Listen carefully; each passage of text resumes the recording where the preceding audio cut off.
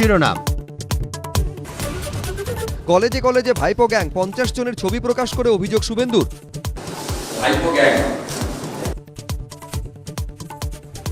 কসবাকাণ্ডে তুঙ্গে সংঘাত।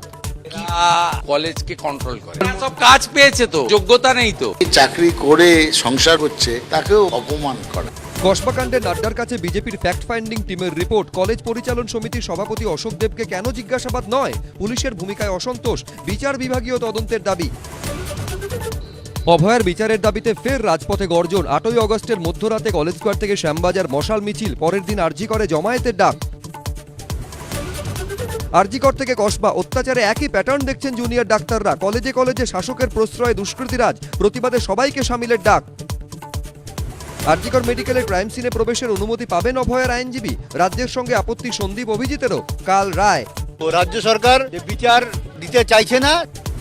দিলীপের সঙ্গে বৈঠকের পরে ঐক্যবদ্ধ বিজেপির ডাক শ্রমিকের। আমাদের এখানে কোনো ভেদাভেদ নেই। সমস্ত পুরনো কর্মীরা আপনার সঙ্গে আছে। শিরোনাম। সহযোগী নিবেদক গো এভরিওয়্যার, বিদেশ ভ্রমণের শ্রেষ্ঠ প্রতিষ্ঠান। পুজোর বুকিং শুরু হয়েছে। ক্যান্সারের answer, NCRI hospital, new Garia, Kolkata. প্রকাশিত হলো টাফ এন্ড ডাটের এসএলএসটি ইংলিশ, বাংলা ও অন্যান্য বিষয়ে এবং এসএসসি গ্রুপ সি ও D. Global knowledge campus, Krishnanagar, নিজের ভবিষ্যৎ গড়ে তোলার সেরা ঠিকানা। Admission going on at Zenith institute of nursing sciences, Belgharia, Kolkata. Supreme furniture, truly stylish. P4 insulated water tank, P4 insulated water tanks and bath fittings. P4, BP Poddar Institute of Management and Technology, Kolkata. Building careers, empowering futures. দাঁত, হাজা, চুলকানি, স্যালিকল মলম। স্বপ্ন পূরণের সাথে আদি মোহিনীমোহন কাঞ্জিলাল এখন আরো কাছে আপনার শহরে।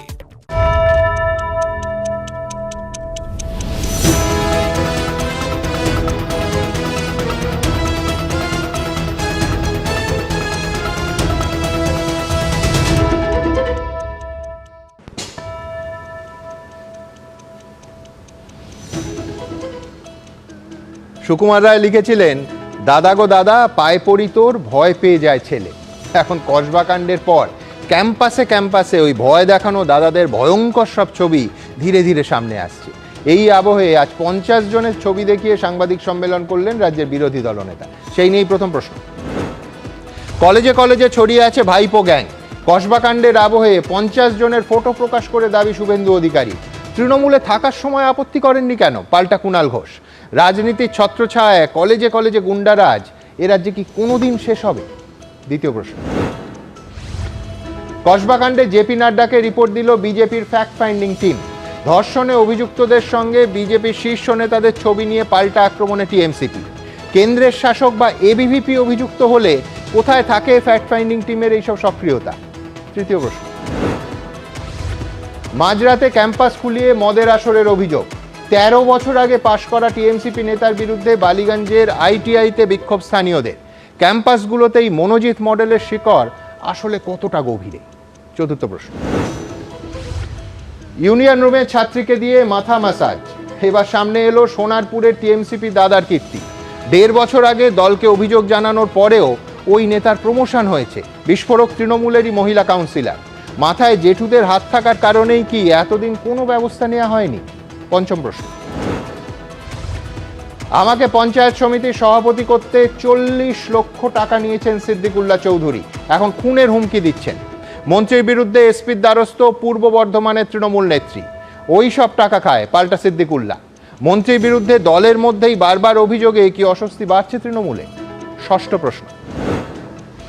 সিঙ্গেল বেঞ্চে হারার পরেও ফের দাগিদের পাশে দাঁড়ালো সরকার আর এসএসসি।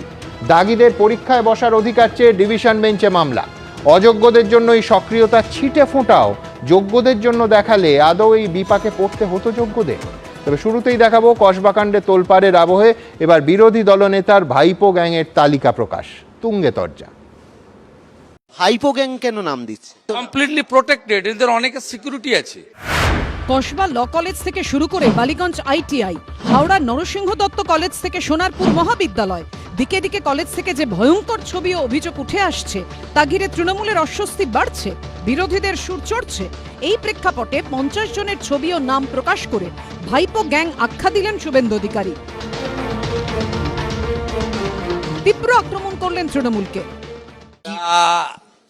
কলেজকে কন্ট্রোল করে, গভর্নিং বডিকে কন্ট্রোল করে। এর কদিন আগে বেনারস হিন্দু ইউনিভার্সিটি চত্বরে আইআইটি ছাত্রীকে গণধর্ষণে অভিযুক্তদের সঙ্গে বিজেপির শীর্ষ নেতাদের ছবি সোশ্যাল মিডিয়ায় পোস্ট করেছিল তৃণমূল। বেনারস হিন্দু ইউনিভার্সিটিতে যখন একজন গবেষণারত ছাত্রীকে, মেধাবী ছাত্রীকে নৃশংসভাবে ধর্ষণ করা হয় এবং ধর্ষণের 22 দিন পর উত্তরপ্রদেশ পুলিশ তাদের বিরুদ্ধে কোনো ব্যবস্থা গ্রহণ করে না, কারণ তারা অমিত মালব্যিয়ার আইটি সেলের সক্রিয় নেতা, এবং তাদের ছবি তৎকালীন এমএইচআরডি মিনিস্টার স্মৃতি ইরানি শিক্ষামন্ত্রীর সাথে, তাদের ছবি অমিত মালব্যর সাথে, তাদের ছবি উত্তরপ্রদেশের মুখ্যমন্ত্রী যোগী আদিত্যনাথের সাথে, এবং সর্বোপরি তাদের ছবি কোট আন কোট দেশের প্রধানমন্ত্রী নরেন্দ্র মোদীর সাথে। তাহলে তারা কি ওই নরেন্দ্র মোদী গ্যাং কোম্পানির অন্তর্ভুক্ত? কসবা গণধর্ষণ কাণ্ডের আবহেই গড়িয়াহাট আইটিআই, হাওড়ার কলেজ কিংবা সোনারপুর কলেজ থেকে নতুন পুরনো বিভিন্ন ছবি ও নানা ধরনের যে অভিযোগ উঠে আসছে তা ঘিরে তোলপাড় চলছে। কোথাও কলেজের ইউনিয়ন রুমে ছাত্রীকে দিয়ে মাথা টেপানোর ছবি ভাইরাল হচ্ছে, তো কোথাও আবার প্রাক্তন টিএমসিপি নেতার কার্যকলাপের বিরুদ্ধে ক্ষোভে ফেটে পড়ে কলেজে বিক্ষোভ দেখাচ্ছেন স্থানীয় বাসিন্দারা। বিচ্ছিন্ন ঘটনা না, প্রতীক দিয়ে তো মাথা টেপাচ্ছি, তো কিছু না, অল আর নোটোরিয়াস ক্রিমিনাল। দিদি দেখুন, দিদি বলুন, আপনিও তো একদিন ছাত্রী ছিলেন দিদি, আপনিও তো ইউনিয়ন করেছেন, আপনি ছাত্রী ছিলেন তখন এই জমানা ছিল না, নাহলে বাংলার মুখ্যমন্ত্রী আজ তৃণমূল নেত্রী, আপনি কোনোদিন আজ এই পদে আসতে পারতেন না যদি আপনার ছাত্র জীবনে, আপনার রাজনৈতিক জীবনে, কলেজে কলেজে আজকে আপনার তৈরি ইউনিয়নের রাজত্ব থাকতো। সোনারপুর কলেজের ভাইরাল ভিডিও ফেক বলে দাবি করেছেন অভিযুক্ত টিএমসিপি নেতা। এখন কোথা থেকে কি ভাইরাল হচ্ছে বলা খুব মুশকিল। কে ইয়ার্কি মেরে করেছে, কে জুলুমের শিকার হয়েছে, কে পূর্বরাগে করেছে, কেউ পুরোপুরি প্রেম পর্বে করেছে। 20 সেকেন্ড দেখে 10 সেকেন্ড দেখে এই নিয়ে মন্তব্য করা খুব সমস্যার ব্যাপার। যদি সত্যি শিক্ষা প্রতিষ্ঠানের মধ্যে হয়ে থাকে, সেটা বন্ধুত্বপূর্ণ হোক বা একেবারে ভাতৃপ্রতিমভাবে হোক, যাই হয়ে থাক, মানে সেটা জায়গা ওটা নয়। কসবা কাণ্ড নিয়ে তোলপাড়ের মধ্যেই এবার দক্ষিণ দিনাজপুরের ডালখোলায় স্কুলে এক ছাত্রীকে যৌন নির্যাতনের চেষ্টার অভিযোগ উঠল স্কুলেরই অস্থায়ী কর্মীর বিরুদ্ধে। প্রতিবাদের রণক্ষেত্রের চেহারা নিল ডালখোলা। আগুন লাগিয়ে দেয়া হলো অভিযুক্তর দোকানে, ভাঙচুর করা হয় বাড়ি। অর্ণব মুখোপাধ্যায়, সুদীপ চক্রবর্তী ও রাজীব চৌধুরীর রিপোর্ট, এবিপি আনন্দ। দেখুন, আজ অরূপ চক্রবর্তীকে দিয়ে শুরু করতেই হবে। বিরোধী দলনেতা বলছেন, শুধু বলছেন নয়, একেবারে ব্রোশিয়ার প্রকাশ করেছেন যে দার্জিলিং থেকে দক্ষিণ 24 পরগনা পর্যন্ত জেলায় জেলায় নাকি ভাইপো গ্যাং ছবি দিয়ে একটা পুস্তিকা প্রকাশ করেছেন, এবং 50টা ফটোগ্রাফ এইভাবে রিলিজ করে বলছেন যে আরও 950টা বাকি রইল। মানে শিক্ষা দুর্নীতির মতো জেলায় জেলায় দুর্নীতির শেকড় ছড়িয়েছে। বিজেপির উত্তর নিঃসন্দেহে অরূপ দেবে, কিন্তু কথা হলো যে নানা অভিযোগ তো এখন দলের মধ্যে থেকে উঠছে। অরূপকে জানিয়ে রাখি যে শুধু আজ সোনারপুরের একজন মহিলা তৃণমূল কাউন্সিলর অভিযোগ করেছেন যে ওই ইউনিয়ন রুমে মাথা টেপানো দাদার বিরুদ্ধে তিনি আগেই দলের মধ্যে অভিযোগ জানিয়েছিলেন, একেবারে এখন স্টুডিওতে আছে রাজন্না হালদারের মতো। আবার এই বালিগঞ্জ আইটিআইতে যারা অভিযোগ জানিয়েছেন তারা কেউ বিরোধী দলের হয়ে রাজনীতি করেন বলে আমাদের জানা নেই। অর্থাৎ হুইসেল ব্লোয়াররা দলের মধ্যেই ছিলেন এবং এখনও আছেন, কিন্তু দল সব জেনে শুনে কোনো ব্যবস্থা নেয়নি এতদিন। আমার প্রথম বক্তা অরূপ চক্রবর্তী। সুমন, আমি প্রথমেই সুকুমার রায়ের কাছে ক্ষমা চেয়ে নিচ্ছি, কিন্তু তারা উচ্চঘর লিডার অফ অপোজিশনের বংশধর। কেন বলছি? ধরুন নন্দীগ্রাম 1 নম্বর ব্লক, গোকুলনগর, যেখান থেকে বিশাল ভোটে লিড পেয়েছেন বিরোধী দলনেতা, সেখানকার গোকুলনগরের সভাপতির নাম তাপস দাস, আমি যদি ভুল না করে থাকি। গত পরশুদিন সম্ভবত বিজেপির নারীর সম্মান যাত্রা করেছে নন্দীগ্রামে। তো নন্দীগ্রামে ওই তাপসবাবুকে সামনে রেখেছিল কিনা আমার জানা নেই। আমি জাস্ট একটি সর্বভারতীয় সংবাদ মাধ্যম, আমি 2টো লাইন পড়ছি। The survivor Aligarh, I was at home with my daughter on Friday night. About 30 to 40 people broke down the door, dragged me into the village, stripped me naked and beat me up. They dragged me a long way and tried to rape me. আপনাদের মনে থাকবে, আজ থেকে ঠিক 1 বছর আগে 2024-এ স্বাধীনতা দিবস, বিজেপি যাওয়া স্বাধীনতা দিবস খুব পছন্দ। গুজরাটে স্বাধীনতা দিবসের দিন রেপিসদের জেল থেকে বের করে এনে মালা পরায়, আর নন্দীগ্রামে শুভেন্দু অধিকারী, তাপস দাস এবং তার বাহিনী বিজেপির সমর্থক ছিলেন। ওই মহিলা, তার স্বামী বাইরে কাজ করতেন দক্ষিণ ভারতের একটি রাজ্যে, স্বামী নেই, এবং সম্ভবত পরিবারটি লোকসভা ভোটের পরে বিজেপির সঙ্গে সম্পর্ক ত্যাগ করেন। নন্দীগ্রামের গোকুলনগর অঞ্চলের নেতা তাপস দাস বিজেপির দায়িত্বপ্রাপ্ত সভাপতি ওই মহিলাকে ধর্ষণ এবং রাস্তা দিয়ে নগ্ন করে দৌড় করিয়েছিলেন, পরবর্তীকালে থানায় এফআইআর হয়েছিল, এই নিয়ে তৃণমূল কংগ্রেস ওখানে ডেপুটেশন দিয়েছিল, আমরা সকলে জানি সেই ঘটনা। ছবি দেখিয়ে কথা হচ্ছে অ্যারেস্ট হয়েছিল কি? সরকার তো তৃণমূলে। আমি বলছি কেন বলছি, অ্যারেস্টের কথা যখন বললেন, হ্যাঁ 22 দিন কেটে গিয়েছে, ভারতবর্ষের অন্যতম সেরা শিক্ষা প্রতিষ্ঠান আইআইটি বিএইচইউ এফআইআর পর্যন্ত নেয়নি নরেন্দ্র মোদী যোগী আদিত্যনাথের পুলিশ। এখানে 12 ঘন্টার মধ্যে এফআইআর হয়েছে, অ্যারেস্ট হয়েছে, কোর্টে প্রডিউস হয়েছে, প্রোটোকল অনুযায়ী যা যা অ্যাকশন নেওয়া হয়েছে। ছবি দেখিয়ে যদি প্রমাণ হয়, আমার মনে পড়ছে বিজেপির নতুন সভাপতি হয়েছেন শ্রমিক ভট্টাচার্য, খুব ভালো শক্তি চট্টোপাধ্যায়ের কবিতা বলেন, আপনার যুক্তিতর্কে আছেন, শুনতে ভালো লাগে। তো শক্তি চট্টোপাধ্যায়ের কবিতা ওরে কিনা জানা নেই, শ্রমিক ভট্টাচার্য একবার দেখেছিলাম, ওই ছবি দেখিয়ে বলেছিল ওই যে নারদার চোর 2016 সাল বিধানসভা নির্বাচন, ওই নারদার চোর শুভেন্দু অধিকারী, আমরা বলিনি।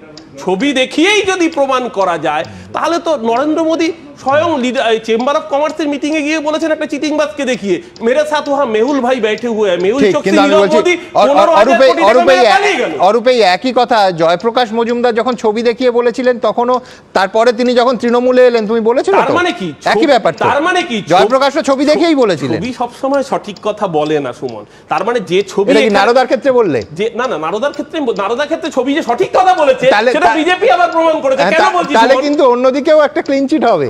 আমি কেন বলছি সুমন, দেখো নারদার ক্ষেত্রে যে ছবি সঠিক কথা বলে, বিজেপি বাকি সবার ছবি রেখে দিয়েছে আজও বিজেপির ওয়েবসাইটে, একজনের ছবি, এমনকি শঙ্কুদেব পান্ডা মাঝে মাঝে আসে, ওর ছবিও নারদার অভিযুক্ত হিসেবে রেখে দিয়েছে, কিন্তু শুভেন্দু অধিকারীর ছবিটা ডিলিট করে দিয়েছে। তাই নারদার ছবি যে সঠিক কথা বলে ওটা ওই ডিউলি সার্টিফাইড, আমরা যেরকম জনপ্রতিনিধিরা অ্যাটেস্টেড করি, বিজেপি এরকম অ্যাটেস্টেড করে রেখে দিয়েছে যে শুভেন্দুর ছবি ডিলিট করে দিলাম কারণ ওটা সত্যি ছবি ছিল। তাই ছবি দেখিয়ে সমস্ত, কিন্তু আমরা একটা কথা বলি সুমন, এবার লঘু জায়গা থেকে বিষয়টা যদি আমরা সত্যি সত্যি ভাবি, হ্যাঁ কিন্তু বাকিটা বললে না, যেগুলো রেখে দিয়েছে এখনো সেগুলো মিথ্যে ছবি। তার শঙ্কুদেব পান্ডার ছবিও রয়েছে। আমি শুধু একটা কথাই বলি সুমন, সামগ্রিকভাবে গোটা ভারতবর্ষে রাজনৈতিক মান নিম্নগামী হচ্ছে। কেন বলছি দেখুন, সব দল সকলেই সমানভাবে দায়িত্ব নিতে হবে, নইলে প্রতিটা দলেই কোথাও মনোহরলাল ধাক্কার ন্যাশনাল এক্সপ্রেসওয়ের ওপর বান্ধবীকে নিয়ে নোংরা কদর্য কাণ্ড ঘটাবেন, বিজেপির মাথা নিশ্চয় তাতে উচ্চ হচ্ছে না। আবার কোথাও সুশান্ত ঘোষ বা বংশগোপালদের মতো বংশবৃদ্ধি হবে, আবার কোথাও মনোজিৎ মিশ্রের মতো কেলেঙ্কারির নায়কগুলো সামনে আসবে। কিন্তু পার্থক্য এখানেই, তৃণমূল কাউকে সম্পদ বলেনি, যারা বংশগোপালকে সম্পদ বানিয়েছে, সুশান্ত ঘোষকে লাল সেলাম দিয়েছে, তৃণমূল কংগ্রেস মনোজিৎ মিশ্র। বাকি দুজনের কাছে আসবো, কিন্তু পাশাপাশি একটা কথা বলতে হবে, সেটা হচ্ছে উদাহরণের তালিকা লম্বা, দীর্ঘ থেকে দীর্ঘতর হতে পারে, কিন্তু কথাটা হচ্ছে যে কোনো দল শুদ্ধিকরণের একেবারে ভেতর থেকে অনেস্টলি সৎভাবে প্রচেষ্টা করছে কি? আমি বলছি যে 50টা তালিকা, 50টা ছবি, নিঃসন্দেহে এ রাজ্যের শাসক দল আরও 50টা অন্য রাজ্য থেকে হয়তো আরও 500টা বের করতে পারে, কিন্তু তাতে এই 50টার মধ্যে যদি 50% সত্যি হয়, তার যন্ত্রণা, তাদের হাতে যারা নির্যাতিত হচ্ছেন তাদের যন্ত্রণার কোনো রকম ক্ষতিবৃদ্ধি হবে কি? আমার পরের বক্তা তরুণজ্যোতি তিওয়ারি, তরুণদের কাছে অবশ্যই উল্টো দিক থেকে আসবো, ঠিক উল্টো দিক থেকে আসবো, ছবির পাল্টা ছবি। কেন? সেটা হচ্ছে বিরোধী দলনেতা সাংবাদিক সম্মেলন করার মোটামুটি 1 ঘন্টার মধ্যে টিএমসিপি ঝাঁপিয়ে পড়েছে, তার কারণ যে একটা বাক্যে অরূপ ছুঁয়ে গেছে, যে আইআইটি বেনারস হিন্দু ইউনিভার্সিটি সেই ধর্ষণের ঘটনা, যেখানে 3 জন অভিযুক্তকে ধরতে পুলিশ সত্যি সত্যি কিন্তু 2 মাস সময় নিয়েছিল, এবং 3 রাজ্যে তারা বিজেপির হয়ে ভোটের প্রচার করে, এবং তাদের একটার পর একটা ছবি সামনে আসে। কে নেই সেই তালিকায়? প্রধানমন্ত্রী নরেন্দ্র মোদী থেকে উত্তরপ্রদেশের মুখ্যমন্ত্রী যোগী আদিত্যনাথ, স্মৃতি ইরানি, জেপি নাড্ডা, অমিত মালবিয়া, কে নেই? আলটিমেটলি 2 মাস পর অবশেষে ভোটের প্রচার শেষ করার পর তারা গ্রেফতার হয়। কিন্তু কথা হচ্ছে যে আমাদের রাজ্যে এই মুহূর্তে আমরা কোথায় দাঁড়িয়ে আছি? এই 50টা তালিকা প্রকাশ, আমি তর্কের খাতিরে ধরে নিচ্ছি, তরুণের কাছে যাব যে একেবারে সঠিক তালিকা দিয়েছেন বিরোধী দলনেতা, কিন্তু এতদিন কসবায় ওই মেয়েটার নির্যাতনের ঘটনা সামনে আসার পর এই তালিকা কেন? কেন ধারাবাহিকভাবে যদি 50 জন ক্রমাগত অন্যায় করেন, অত্যাচার করেন, কেন তাদের বিরুদ্ধে ধারাবাহিক আন্দোলন এই রাজ্যে এতদিন হলো না? তরুণের সময় শুরু এখন। সুমনদা, 2021 নির্বাচনের মূল বক্তব্য ছিল বাংলা নিজের মেয়েকে চায়, সবাই ভোট দিয়েছিল বাংলা নিজের মেয়েকে। আজকে দেখা যাচ্ছে তৃণমূল ছাত্র পরিষদ এবং তৃণমূলের নেতারাও বাংলার মেয়েদেরকেই চায়, একটু লালসার দৃষ্টিতে, ভদ্রতার দৃষ্টিতে নয়। দেখো, বিভিন্ন জায়গায় ভাইপো মডেল যেগুলো দেখা যাচ্ছে, এই টিএমসিপির কাজ কি আমি আগের দিনও বলে গেছি আমার ভাইপো মডেলের কথা। টিএমসিপি এত কিছু রাজ্যে হয়ে গেল, এত শিক্ষা দুর্নীতি হলো, সেখানে তৃণমূল ছাত্র পরিষদে কোথায় দেখা গেছে? ওদের দেখা যায় কত যাবতীয় দুর্নীতিমূলক কাজে। আজকে এই কথাগুলো একটা কোশ্চেন বাংলার সাধারণ দর্শকদের আছে। না, শাসকের বিরুদ্ধে আন্দোলন আসছে। শাসক দলের ছাত্র সংগঠন আসছে। করবে, মানে আমি বলছি করলে খুব ভালো, কিন্তু এতটা এক্সপেক্ট করা যায় কি? স্টুডেন্টদের ইস্যুতে করতে পারতো তো। সিম্পল একটা জিনিস, আজকে যখন দর্শকরা যারা দেখছেন টিভি তাদেরকে একটা প্রশ্ন আছে, বাবা মারা তো অনেকে দেখছেন, যে আপনার ছেলেমেয়েরা কালকে কলেজে যাবে বা কলেজে পড়ে, আপনাদের কি ভয় করে না? এই রাজ্য থেকে বাংলার মেয়ের রাজ্যে আপনার ছেলেমেয়েরা যখন কলেজে যায়, খালি মেয়েদের ওপর অত্যাচার তাই তো নয়। আরেকটা ভিডিও ভাইরাল হয়েছে, দেখলাম ছেলেদেরকে নগ্ন করে তাদের গোপনাঙ্গ দেখা হচ্ছে হাওড়া নরসিংহ দত্ত কলেজে মারাত্মক অভিযোগ। আমি বলছি তরুণ, তোমার উত্তরটা হ্যাঁ, তার কারণ হচ্ছে সেই জন্যই সাউথ ক্যালকাটা ল কলেজ 2 দিন হলো খুলেছে। কটা ছাত্রছাত্রী গেছে? একজন বাবা বাইরে ছেলেকে কলেজে পাঠিয়ে বাইরে দাঁড়িয়ে আছেন, বলছেন প্রাইমারি স্কুলে যেটা হয় না, ক্লাস 1-এর বাচ্চাকে দিয়ে, যে বুঝতে পারছি না কি হবে, ওই জন্য ভয় দাঁড়িয়ে আছে। এই হচ্ছে সার্বিক ছবিটা এই রাজ্যে। ভয়ের এই পরিসরটা ছোট করো না, প্র্যাকটিক্যাল ভাবো। কলেজে অ্যাডমিশনের পোর্টাল ওপেন হয়েছে অনেক দেরি করে, এখনো কলেজে অ্যাডমিশন হচ্ছে না এখানকার। কেন হচ্ছে না? এখানকার ছেলেমেয়েরা যেমন বাইরে চলে যাচ্ছে, এখানে অ্যাডমিশনটা হচ্ছে না, নাম্বার কমছে কেন? বাবা মারা ভয়ে পাঠাচ্ছে না। দাদা এতগুলো মানে উদাহরণ দিল, এই রাজ্য সেই রাজ্য, এখানকার ছেলেমেয়েরা এই রাজ্য সেই রাজ্যেই পড়তে যাচ্ছে, এখানে পড়ার সাহস পাচ্ছে না কেন? বাবা মারা সাহস পাচ্ছে না কেন? ছেলে মেয়েকে হোস্টেলে অন্য রাজ্যে পড়াচ্ছে, পশ্চিমবঙ্গে রাখতে ভয় পাচ্ছে কেন? আজকে দেখো অনেকগুলো কথা আসছে। পঙ্কজদা এখানে আসেন, তোমার শোয়ে রেগুলার বক্তা পঙ্কজদা। পঙ্কজদা চিঠি লিখেছেন যোগেশ চন্দ্র চৌধুরী ল কলেজের জিবি, ইলিগেল জিবি এবং ইলিগেল অ্যাপয়েন্টমেন্টগুলো দিয়ে। তোমার কাছে যে পিডিএফটা আছে, মাননীয় শুভেন্দু অধিকারী মহাশয় যে পিডিএফটা শেয়ার করেছে, তার মধ্যে দেখবে কে কোথায় পোস্টিং পেয়েছে সব ডিটেল লেখা আছে। আরে কোন যোগ্যতায় পেলো এরা কোন যোগ্যতায় পেলো? কিসের যোগ্যতা আছে এদের? একমাত্র যোগ্যতা তৃণমূল ছাত্র পরিষদ করে বলে, তৃণমূল করে বলে। তো বাংলার অন্য যারা ছেলেমেয়েরা তাদের কোনো কাজ করবে না? দেখো, হাঁসখালি হোক বা সাউথ কলকাতা ল কলেজ, তৃণমূলের লালসার শিকার হচ্ছে বাংলার মেয়েরা। পশ্চিমবঙ্গের মানুষ ঠিক করুক যে বাংলা কি এরকম একটা মেয়েকে চেয়েছিল। এখানে রাজন্যা বসে আছে, রাজন্যা বলবে। রাজন্যা তো অন্য দলের নয়, তৃণমূলের রাজন্যা। যে রাজন্যা হচ্ছে 21শে জুলাইয়ের মঞ্চে যাকে দেখা যায়, আমি অরূপদার ভাষণ খেয়াল করিনি, আমার অজ্ঞতা থাকতে পারে, রাজন্যার ভাষণ 21শে জুলাইয়ে থাকে, তাকে লালসার শিকার হতে হয় তার দলের লোকজনের কাছে। রাজনৈতিক দল তারা পরিবারের মধ্যে একটা মেয়ে যদি সুরক্ষিত না হয়, কোথায় থাকবে? আরও একটা সিম্পল কথা আছে, এখানে দাদাগুলো অনেক মানে অরূপদা অনেকগুলো কথা বলছিলেন। শুভেন্দু অধিকারী মহাশয় আগে কি করেছেন না করেছেন নাম করে বললেন, নাম করে বললেন, আমাদের নারদা ভিডিও নিয়ে কথা বললেন। আচ্ছা, তুমিও ধরিয়ে দিলে জয়প্রকাশ উড়ন্ত লুঙ্গি দুরন্ত লাথি। মমতা বন্দ্যোপাধ্যায় কি এটা বলতেন জানো? মমতাজ বেগম নাকি আজকাল কি বলে, আমার সাথে যোগাযোগ নেই, অরূপদা জানবে। আর লাস্ট কথা বলছি, নারদা যদি সত্যি হয়, নারদা নিয়ে যদি কথা বলা উচিত। নারদা সবাই দেখেছে, কথা হোক। তুমিও যদি বলছো মানে সত্যি নাও হতে পারে, কথা হোক না, ইনভেস্টিগেশন চলছে, হোক না। একই সাথে যখন শুভেন্দু অধিকারী মহাশয়ের নাম আসবে, একই সাথে আমাদের মেয়র ফিরোজ হাকিম মহাশয়ের নামটা আসুক, আফরিন আলীর নামটা আসুক, মদন মিত্রর নামটা আসুক, সৌগত রায়ের নামটা আসুক, প্রসূন বন্দ্যোপাধ্যায় লাস্ট। আর সৌগত বাবুর নামটা তো আরো ভালো আসা উচিত, কারণ একমাত্র ব্যক্তি যিনি টাকা নেওয়ার পর থ্যাংক ইউ বলেছিলেন। না, আমি বলছিল বাংলার নিজের মেয়েকেই চায়। গোটা ভারতবর্ষে বিজেপি যে এক্সাম্পল ছড়িয়ে রেখেছে, ওই বেটি বাঁচাও বেটি পড়াও একটা স্লোগান হয়েছিল না, স্লোগানটা পাল্টে দেওয়া হবে, বেটি বাঁচাও বিজেপি সে, যে জায়গায় ভারতবর্ষকে নামিয়ে এনেছে। আর দ্বিতীয় কথা ও বললো কি কলেজে নাকি অ্যাডমিশন হচ্ছে না, কে বললো? মানে কোত্থেকে বেসলেস কথাবার্তাগুলো বলা। আজকে মামলার জন্য কিছুদিন ব্যাপার তথ্যটা এখানে দিতে হবে, সেটা হচ্ছে যে বহু সিট এই পোর্টাল খোলার পরও কিন্তু অত্যন্ত উদ্বেগজনকভাবে খালি থাকছে। এবং আশঙ্কাটা এইখানে, তাহলে কি আমাদের এই রাজ্যের উজ্জ্বল মেধাবী ছাত্রছাত্রীদের তাদের এই রাজ্য ছেলে অন্য রাজ্যে কেরিয়ারের স্বার্থে, সুশিক্ষার স্বার্থে চলে যেতে হচ্ছে? আমি বলছি এতদিন চাকরির জন্য নানা রকম ব্রেন ড্রেন ইত্যাদি, আমি বলছি যে সেই স্রোতটা তাহলে কি ছাত্র জীবন থেকে শুরু হয়ে গেল? আমি আসবো, কিন্তু তার আগে 50টা দীর্ঘ তালিকা, এই তর্ক বিতর্ক থাকবে। আমি একবার দ্রুত দেখে নেব বিরোধী দলনেতা কি বলেছেন এবং রাজ্যের শাসক দল তার কি উত্তর দিয়েছে পাশাপাশি। এ যেন রাজনীতির গ্যাং ওয়ার। না, এখানে লড়াই গ্যাংয়ের মধ্যে নয়, লড়াই গ্যাংকে নিয়ে। কোন গ্যাংয়ের মাথায় কোন দলের হাত, কাদের প্রশ্রয় কোন গ্যাংয়ের দাপাদাপি, তা নিয়ে বিজেপি তৃণমূলের সংঘাতে মঙ্গলবার চড়ল রাজ্য রাজনীতির পারদ। তাতে বাড়তি মাত্রা যোগ করল দুই দলের তরফে প্রকাশিত একের পর এক ছবি। একদিকে ভাইপো গ্যাং বলে দাবি করে 50 জনের ছবি সামনে এনে বিস্ফোরক দাবি করলেন শুভেন্দু অধিকারী। অন্যদিকে এক্স অ্যাকাউন্টে ছবি দিয়ে ধর্ষণে অভিযুক্তদের বিজেপি যোগের অভিযোগ তুলেছে তৃণমূল।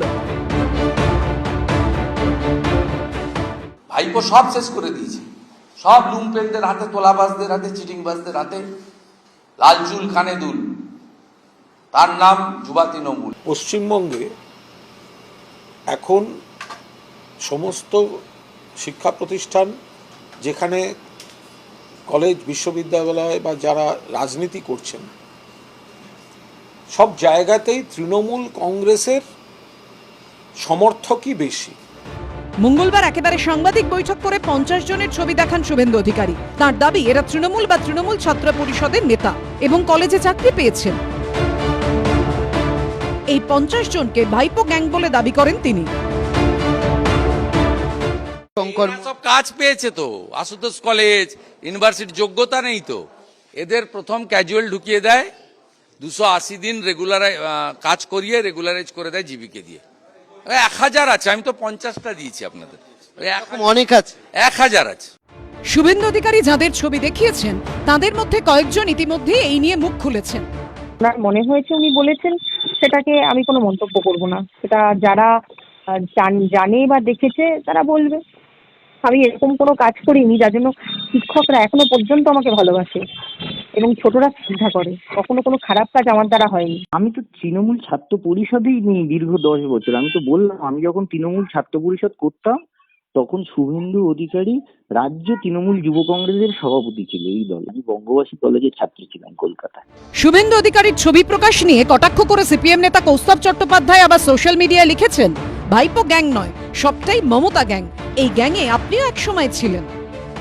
যে এই 50 জন ছাড়াও আরো বহু লোক আছে, বহু ছেলে মেয়ে আছে, স্টুডেন্টস ইউনিয়নের নির্বাচন হয় না, তারা হচ্ছে কলেজে রাজ করছে, ঠিক, কিন্তু গ্যাংটা ভাইপো না, গ্যাংটা মমতা ব্যানার্জির। আর এই গ্যাং কিন্তু আজকে শুরু হয়নি, এই গ্যাং শুরু হয়েছে 2011 সালের পর থেকে, যে সময় শুভেন্দু অধিকারীও এই গ্যাঙ্গে ছিলেন, এই গ্যাঙ্গে থেকে প্রতিবাদ করেননি। অন্যদিকে তৃণমূল ছবি অস্ত্রেই বিজেপিকে বিদ্ধ করেছে। 27 জুন তৃণমূল এক্স হ্যান্ডেলে এই ছবিগুলো পোস্ট করেছে। ছবির সঙ্গে লেখা আইআইটি, বিএইচইউ ধর্ষণের মামলায় অভিযুক্তরা বিজেপি নেতাদের সঙ্গে। তৃণমূলের পোস্টে এই ব্যক্তিদের সঙ্গে দেখা যাচ্ছে নরেন্দ্র মোদী, যোগী আদিত্যনাথ, জেপি নাড্ডা, আইটি সেলের প্রধান অমিত মালব্য ও বিজেপির প্রাক্তন সাংসদ স্মৃতি ইরানিকে। এই ছবি পোস্ট করে তৃণমূলের তরফে লেখা হয়েছে, শেষ কবে ধর্ষণে অভিযুক্ত একজনের বিরুদ্ধে ব্যবস্থা নিয়েছে বিজেপি। আইআইটি বিএইচইউ ধর্ষণের মামলায় অন্তত 2 জন অভিযুক্ত বিজেপির বারাণসী আইটি সেলের সদস্য। কেউ কোথাও দেখা করতে এলে, কেউ কোথাও পাশে দাঁড়ালে, কে কোথায় তার ছবির গ্যারান্টি নেবে? এটা কোনো কাজ হলো? সেই লোকের সাথে তার ঘনিষ্ঠতা কতটা, এটাও তো ছবির বিষয় আছে। আসল কথা, তৃণমূল কংগ্রেস স্বাদ দিয়ে মাছ ঢাকার চেষ্টা করছে। রাজনীতির স্বার্থে কি অপকর্মে জড়িতদের প্রশ্রয় দেয় সব রাজনৈতিক দলই? অর্ণব মুখোপাধ্যায়, দীপক ঘোষ, সত্যজিৎ বৈদ্যর রিপোর্ট, এবিপি আনন্দ। দেখুন, এই সমস্ত ম্যাঙ্গো গ্যাংয়েদের জন্য গ্যাংরিন কতটা ছড়িয়েছে একেবারে স্পষ্ট হয়ে যাচ্ছে। কিন্তু কথা হলো, আমি তর্কের খাতিরে ধরেই নিচ্ছি যে এই রাজ্যের পুলিশ, কলেজ কর্তৃপক্ষ, শিক্ষা দফতর, শাসক দল হিসেবে তৃণমূল কেউ কিচ্ছু করেনি। কিন্তু আমার পরের বক্তা শতরূপ ঘোষের কাছে আমার প্রশ্ন থাকবে যে এখনও এই 2025-এও এত শূন্য নিয়ে কটাক্ষ শাসক দলের, তা সত্ত্বেও এসএফআই নেই, এই রকম কলেজ বিশ্ববিদ্যালয় কিন্তু খুঁজে পাওয়া কঠিন। তা সত্ত্বেও এই ভয়ঙ্কর ঘটনাগুলো, কসবার ওই নির্যাতিতা অসহায় মেয়েটা ও সামনে আনার পর অবশেষে সামনে এলো। শতরূপের কাছে আমার প্রধান প্রশ্ন থাকবে যে এতদিন এসএফআই, ডিওয়াইএফআই কেন সরব হয়নি? এই শিক্ষা ব্যবস্থার ছবিটা নিয়ে, এই পচনটা নিয়ে কেন লাগাতার আন্দোলনে? আবার বলছি যে এমন কোনো কলেজ বিশ্ববিদ্যালয় আমার জানা নেই যেখানে এতদিন পরেও এসএফআই বা ডিওয়াইএফআই নেই, তাদের অস্তিত্ব নেই। তারা কেন লাগাতার ধারাবাহিক আন্দোলনে নামেনি? সুমনদা, সরব না হলে তো সুদীপ্ত বেঁচে থাকতো, বলো আজকে সৈফুদ্দিন তো বেঁচে থাকতো, সরব হতে গিয়েই তো মারা গেল। সুতরাং আমি এখানে একটু ডিফার করবো। দরকার ছিল আরো বেশি ভালো হলে ভালো হতো, সেই তর্ক থাকবেই বা সেই সুপরামর্শও থাকবে, সেটাকে আমি মাথা পেতে গ্রহণ করতে পারি। যদিও আমি এসএফআই ডিওয়াইএফআই কেউ নই, তবু তাদের একজন বন্ধু হিসেবে, কিন্তু একেবারে সরব না হলে বোধহয় আমাদের সুদীপ্তটা আজকে বাড়িতেই না, থাকতো। আমার প্রশ্নটা হচ্ছে কিন্তু- ঘটনার পর সরব নয়, ঘটনার পর তোমরা সরব না, সুদীপ্ত হয়েছো, কোনো specific- আন্দোলন করেছো, এ নিয়ে না, কোনো সুদীপ্ত সন্দেহ কোনো নেই, specific ঘটনার কিন্তু পরে এই সরব যদি হয়নি। সার্বিক ছবিটা হয় এ তো ভয়ঙ্কর পচন, এ তো আরো আগে সুমনদা- সামনে আসা উচিত ছিল। সুমনদা কি হয়, সুদীপ্তও কিন্তু কোনো ঘটনার পরে সরব হয়নি। সুদীপ্ত, সাইফুদ্দিন সহ এই ছেলে মেয়েগুলো কিন্তু এই পচনটা যেখান থেকে শুরু হয়েছিল, এবং তুমি গত 1.5 সপ্তাহ ধরে ধারাবাহিকভাবে সঠিক কথা বলে যাচ্ছ, তোমার সাথে প্রতিটা অক্ষর আমাদের মিলে যাচ্ছে যে এই সব কিছু শুরু হচ্ছে গণতান্ত্রিক স্টুডেন্টস ইউনিয়নকে সরিয়ে দিয়ে গায়ের জোরে দখল করা স্টুডেন্টস ইউনিয়ন থেকে। এবার যখন এই গণতান্ত্রিক স্টুডেন্টস ইউনিয়ন ব্যবস্থাকে উৎখাত করে গায়ের জোরে দখল করা স্টুডেন্টস ইউনিয়ন ব্যবস্থা চালু হচ্ছিল, ওই শুরুর দিনটাতে ওই ক্রান্তিকালে দাঁড়িয়ে কিন্তু সুদীপ্তরা সেটাকে আটকাতে গেছিল বলে পুলিশের মার খেয়ে মরে গেছিল। সুতরাং সরব তারা হয়নি, একদমই নয়, কিন্তু তারা সেদিন সেই লড়াইয়ে জেতেনি। তার পরিণতি আজকে বাংলা ছাত্র সমাজ দিচ্ছে, এবং তৃণমূল কংগ্রেসের একজন মহিলা কর্মীকে কাঁদতে কাঁদতে বলতে হচ্ছে যে আমার কিছু ছবিকে এআই দিয়ে মানে ডিস্টর্ট করে ইত্যাদি ইত্যাদি যা করেছে, এখানে রাজন্না আছেন, উনি, আমি ওনার কথা ওনার হয়ে বলতে চাই না, বাট আমরা সবাই জানি গত কয়েকদিন ধরে আমরা কি শুনছি বা কি হচ্ছে। সুতরাং সরব হয়নি, এটা বোধহয় পুরোটা ঠিক নয়। দ্বিতীয় কথা হচ্ছে, আমি এটা বলছি যে আমি কেন অরূপদা তৃণমূলে আমার প্রিয় বক্তা। একটা মানুষ 5 মিনিট কথা বলার সুযোগ পেল, 5 মিনিট ধরে বুঝিয়ে গেল যে আমরা ধর্ষণ করি তো কি আছে, আমরা আমাদের একজন মহিলা সহকর্মীর ছবিকে মর্ফ করে তার নিউড ছবি মোবাইলে চালাচালি করি তো কি আছে, কিন্তু বিজেপিতেও তো এত লোক ধর্ষণ করে। 5 মিনিট ধরে এটা আমাদেরকে বুঝিয়ে গেল। মানে কোথায় রাখবো এদেরকে, কোন কুলুঙ্গিতে রেখে এদেরকে পুজো করবো, আমি মাঝে মধ্যে ভাবি।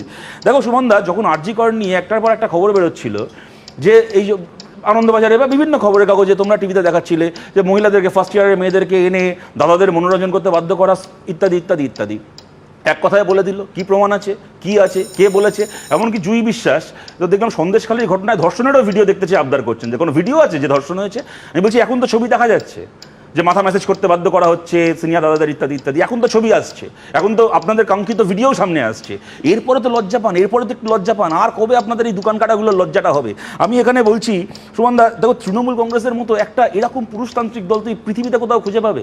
মমতা বন্দ্যোপাধ্যায় নিজে তো ভিকটিম ব্লেমিং করেন, হাঁসখালি তারা বাচ্চা মেয়ে মারা যাওয়ার পরে বলেছিলেন যে ও কি ওর প্রেগনেন্ট ছিল না লাভ অ্যাফেয়ার ছিল দেখতে হবে। তুমি একটা দল দেখো, একজন মহিলা একটা দলের নিজের সহকর্মী, হ্যাঁ, সে কতগুলো অভিযোগ করলো, আমি ওনার সামনেই বলছি, আমি রাজন্যার সামনেই বলছি, ওনার অভিযোগ ঠিক ভুল না ভুল এগুলো ওরাই বলতে পারবেন, ওরাই বিচার করবেন।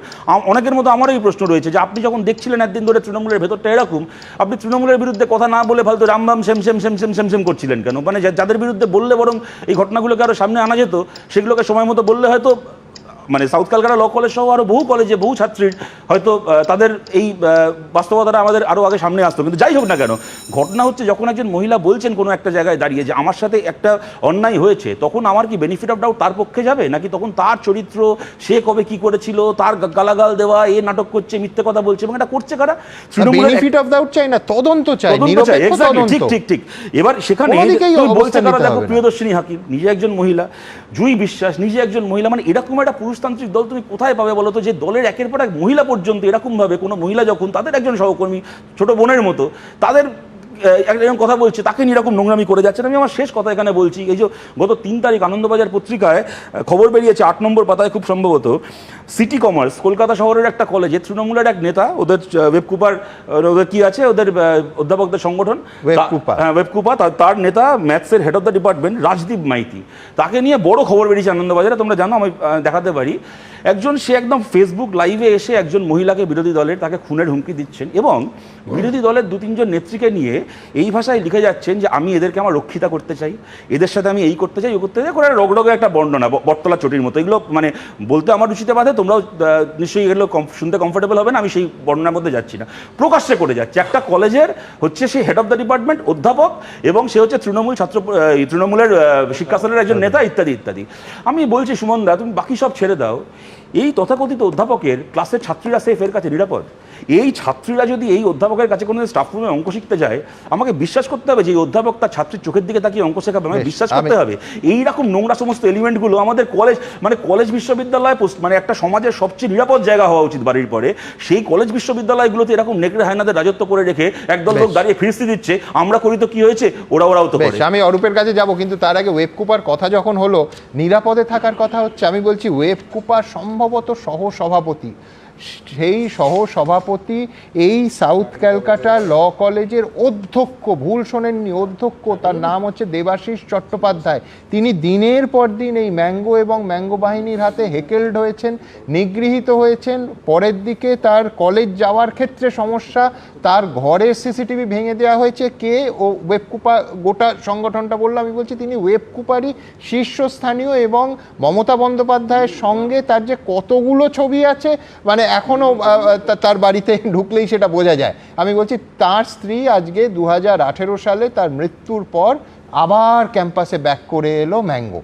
আমি বলছি তার স্ত্রী এতদিনে মুখ খুলেছেন, আপনারা সে কথা দেখেছেন, কিন্তু রাজনৈতিক উত্তর নেব আমি অরূপের কাছ থেকে। শতরূপের কথা শুনছিলাম, ভিকটিম ব্লেমিং ইত্যাদি ইত্যাদি বলছিল অনেক কথা। তো কদিন আগেই দেখছিলাম ভিকটিম ব্লেমিং যারা বলছিল, মানে সিপিএম এর একটা সেকশন অফ মহিলা ব্রিগেড, যারা বলছিল যে একজন রেপিস্ট, একজন মলেস্টার, তার বিরুদ্ধে কথা বলছে, তাকে আবার পুনর্বাসন দেওয়া হলো কলকাতা জেলার ডিওয়াইএফআই এর প্রেসিডেন্ট পোস্টে। এবং তারপর তারা বলছে যে এই অভিযোগ ওঠার পরে কেন তাকে পুনর্বল দেওয়া হলো, তখন আবার সেখানে ভিকটিম ব্লেমিং হচ্ছে। দ্বিতীয় কথা, ভিকটিম শ্যামলী গুপ্ত স্টেটমেন্ট ভুলে গেছি সুমন, ওই মহিলার চরিত্র খারাপ ছিল যখন ডিওয়াইএফআই নেতা মহিলা সমিতির নেত্রীকে ধর্ষণ করেছিল। আমরা ভাষা, মুখের ভাষা, মহিলার কান্না, মায়ের কান্না ইত্যাদি অনেক কথা শুনলো। মনীষা মুখার্জির মায়ের কান্নাটা কান্না ছিল না নিরুদ্দেশ হয়ে যাওয়ার পরে? আজকে ভিকটিম ব্লেমিং নিয়ে মহিলাদের সম্পর্কে ভাষা নিয়ে এত কথা বলছে। আমার ভালো লাগতো যদি শতরূপের মুখে এই কথাগুলো তখন শুনতে পেতাম যখন বিনয় কুমাররা ওই ভাষাগুলো ব্যবহার করে মমতার মেধা গেলে শরীরের বিভিন্ন অঙ্গ দেখাবে মহিলা কমরেড। আচ্ছা বেশ, আমি ভাষার স্বাধীনতা নিয়ে এত গুরুত্বপূর্ণ আলোচনা। এবারে বলে নি, মনীষা মুখার্জির মায়ের কান্না, রঞ্জিত ঘোষের শ্বশুরের কান্না সবই সত্যি, কিন্তু আমি যে কথাটা বলছি আবার মাঝখানে বলি, সেটা তুমি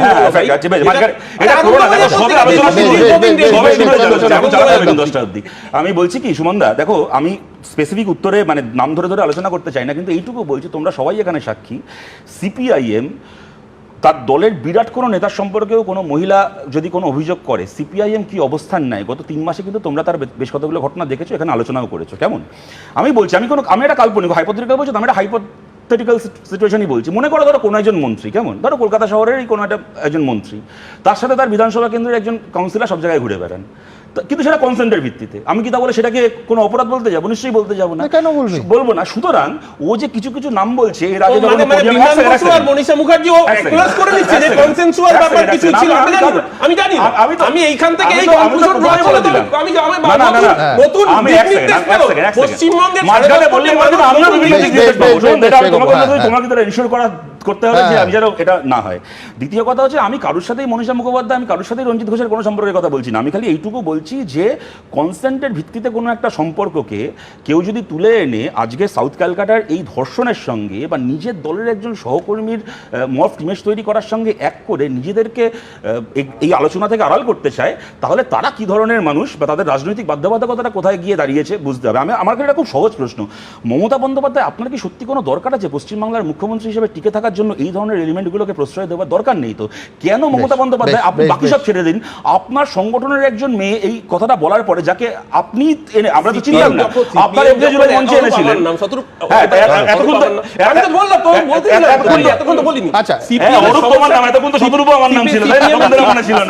সমস্যাটা হচ্ছে কি, আমার অনেক সমস্যা আছে কিন্তু দোষী প্রমাণিত হওয়া ব্যক্তি যাকে কোর্ট রায় দিয়েছে দোষী বলে, খুনি বলে, হ্যাঁ সিপিএম এর নেতা মনোরঞ্জন পাত্র এমপিএমএলএ কোর্ট খুলে এত বেশি যদি আওয়াজ হয়, ডেসিবেল লেভেল এইখানে পৌঁছয়, তাহলে ওদের সমস্যা হয়তো নেই, আমার সমস্যা আছে। কিন্তু এইখান থেকে আমি অভিযোগ এবং অভিযোগের পরে ব্যবস্থা একদম সরাসরি রাজন্যার কাছে আসবো, কিন্তু তার আগে এই যে বলা হচ্ছে না যে অভিযোগের পর ব্যবস্থা নেওয়া হয়নি, আজকে সোনারপুরের যে তৃণমূল কংগ্রেসের কাউন্সিলর, মহিলা কাউন্সিলর, তার অভিযোগ আরও আরেক কদম এগিয়ে গেছেন। তিনি বলছেন যে অভিযোগের বিরুদ্ধে ব্যবস্থা নেওয়া হয়নি তা নয়, অভিযোগের পরে তাকে প্রমোশন দেয়া হয়েছে। এই বিস্ময়কর ঘটনাটা তৃণমূল কংগ্রেসের মার্জনা করবেন তৃণমূল কংগ্রেসের কাউন্সিলর পাপিয়া হালদারের এবং সোনারপুর মহাবিদ্যালয়ের তৃণমূল পরিষদের ছাত্র কোঅর্ডিনেটর বিরুদ্ধে অভিযোগ ফুটেজে সামনে ভাইরাল হয়েছে। তিনি অবশ্য বলছেন এই ফুটেজটাও এআই দ্বারা নির্মিত, কি আমরা জানি না, কিন্তু দ্রুত প্রতিবেদনটা আপনাদের সামনে রাখবো, তারপর আলোচনা আবার ফিরবো। দেখুন, একেবারে গেরুয়া সাদা সবুজ রঙে মোড়া ঘর, দেওয়ালে টাঙানো নেতাজি সুভাষচন্দ্র বসুর ছবি, সামনেই বসে আছেন দাদা আর মাথা ম্যাসাজ করে দিচ্ছেন এক ছাত্রী। এবার দক্ষিণ 24 পরগনার সোনারপুর মহাবিদ্যালয়ে ভয়ঙ্কর অভিযোগ উঠল।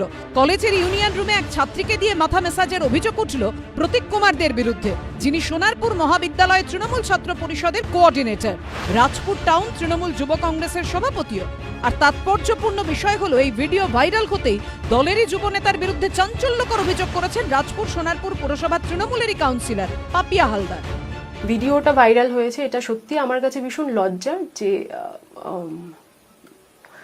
সোনারপুর কলেজের ইউনিয়ন রুমের একটা ভিডিও, একটা মেয়েকে দিয়ে বা একাধিক মেয়েকে দিয়ে ম্যাসাজ করানো, স্মোকিং করা, এইগুলো কাম্য, তার কাছ থেকে কাম্য। আমি অবাক হচ্ছি না, একটু অবাক হচ্ছি না, তার কাছ থেকে কাম্য। কেননা আমি জানতাম তার কি চরিত্র, সে কতটা কি করতে পারে। বছর দেড়েক আগেই প্রতীক কুমারদের বিরুদ্ধেই সরব হয়েছিলেন তৃণমূল কাউন্সিলর পাপিয়া হালদার। প্রত্যেকটা জায়গায় তার বউ বলে পরিচয় করাচ্ছিলেন এবং ছড়িয়ে বেড়াচ্ছিলেন বিষয়বস্তুটা। কিন্তু তৃণমূল কাউন্সিলরের দাবি, ব্যবস্থা নেওয়ার পরিবর্তে অভিযুক্তের দলে প্রমোশন হয়। যুব এবং সঙ্গে ছাত্র অ্যাড হয়েছে, তো সেই প্রমোশনগুলো যদি হতে থাকে তাহলে এটা শুধুমাত্র ছাত্রছাত্রীদের ক্ষেত্রে নয়, এটা সমাজের জন্য ভীষণভাবে বিপজ্জনক একটা বিষয়। দলের কাছে অভিযোগ করেছে কিছু একটা হয়েছে, তার জন্যই দল থেকে ব্যবস্থা নেওয়া হয়নি, সেইটাই ওর কাছে সাহস জুগিয়েছে। সেই বিষয়টাই, যে কোনো স্টেপ নেওয়া হয়নি, কেউ জানায়নি সর্বোপরি, তো জানালে তো অ্যাকশন নেওয়া হতো। যদিও ভাইরাল ভিডিওর প্রেক্ষিতে যুব তৃণমূল নেতা প্রতীকদের দাবি, আর্টিফিশিয়াল ইন্টেলিজেন্স বা কৃত্রিম বুদ্ধিমত্তা দিয়ে ভিডিওটা বানানো। ভাইরাল ভিডিওতে যে ছাত্রীকে মাথা ম্যাসাজ করতে দেখা যাচ্ছে, তারও দাবি ভিডিওটা ভুয়ো। ইউনিয়ন রুমে বসে আমরা নাকি এই ভিডিওটা আমি যেটা দেখলাম, তো ওটা সম্পূর্ণ ফেক। দাদার নিয়ে যে এই কথাটা যে উঠেছে, ঠিক আছে, এইটা সম্পূর্ণ মানে ভুল কথা। ইউনিয়ন রুমে ম্যাসাজের ভিডিও ভাইরাল হতেই শুরু হয়েছে রাজনৈতিক চাপানুতো। আজ দেখতে পাচ্ছি আমরা, আজকে দিদির জমানায় ছাত্রীদের নেতাদের মাথা টিপতে হচ্ছে, আরো কত কি সুযোগ সুবিধা তা থেকে প্রদান করতে হচ্ছে, খাতিরদারি করতে হচ্ছে, তারাই জানেন। সমস্ত কলেজের, অধিকাংশ কলেজে ওই ছাত্র সংসদ রুমগুলোকে এখানে ওরা এই সমস্ত মানে ছাত্রীদের সঙ্গে, বোনেদের সঙ্গে নোংরামির জায়গায় পাল্টা জবাব দিয়েছে তৃণমূল। এখন কোথা থেকে কি ভাইরাল হচ্ছে বলা খুব মুশকিল। আজকালকার দিন প্রত্যেকের হাতে ফোন, এখন কে ইয়ার্কি মেরে করেছে, কে জুলুমের শিকার হয়েছে, ওই ধরনের কাণ্ড কারখানা যদি সত্যি শিক্ষা প্রতিষ্ঠানের মধ্যে হয়ে থাকে, সেটা বন্ধুত্বপূর্ণ হোক বা একেবারে ভাতৃপ্রতিমভাবে হোক, যাই হয়ে থাক, মানে সেটা জায়গা ওটা নয়। এই ঘটনায় বারবার ফোন করেও প্রতিক্রিয়া মেলেনি সোনারপুর দক্ষিণের তৃণমূল বিধায়ক লাভলি মৈত্র, কৃষ্ণেন্দু অধিকারী, রঞ্জিত হালদার ও অর্ণব মুখোপাধ্যায়ের রিপোর্ট, এবিপি আনন্দ। দেখুন, আমার পরের বক্তাকে এই রাজ্যের মানুষ চিনেছেন 2023 সালে বৃহত্তর জনসমাজ চিনল যখন 21শে জুলাইয়ের মঞ্চের ওপর থেকে রাজন্না হালদার, আমার ধারণা যে তার আগে বা তারপরে রাজন্নার বয়সী কেউ ওই মঞ্চে ভাষণ দেওয়ার সুযোগ পাননি। সেই রাজন্না একেবারে স্পষ্ট একাধিক ইস্যু তুললেন এবং এই যে প্রতিবেদনটা এক্ষুনি আপনারা দেখলেন, তারপরে রাজন্নার প্রতিক্রিয়া হচ্ছে যে কলেজে কলেজে দাদাতন্ত্র চলছে। রাজন্না ঠিক কি বলেছেন দেখাবো। দুর্ভাগ্যের বিষয় যে এটা প্রমাণিত হয়ে গেল, এই সব দাদারা এখনো রয়েছে। এইটাই তো সেই দাদাতন্ত্র যেটার কথা আমি বলেছিলাম। খুব খারাপ লাগছে আজকে যে আমার দলেরই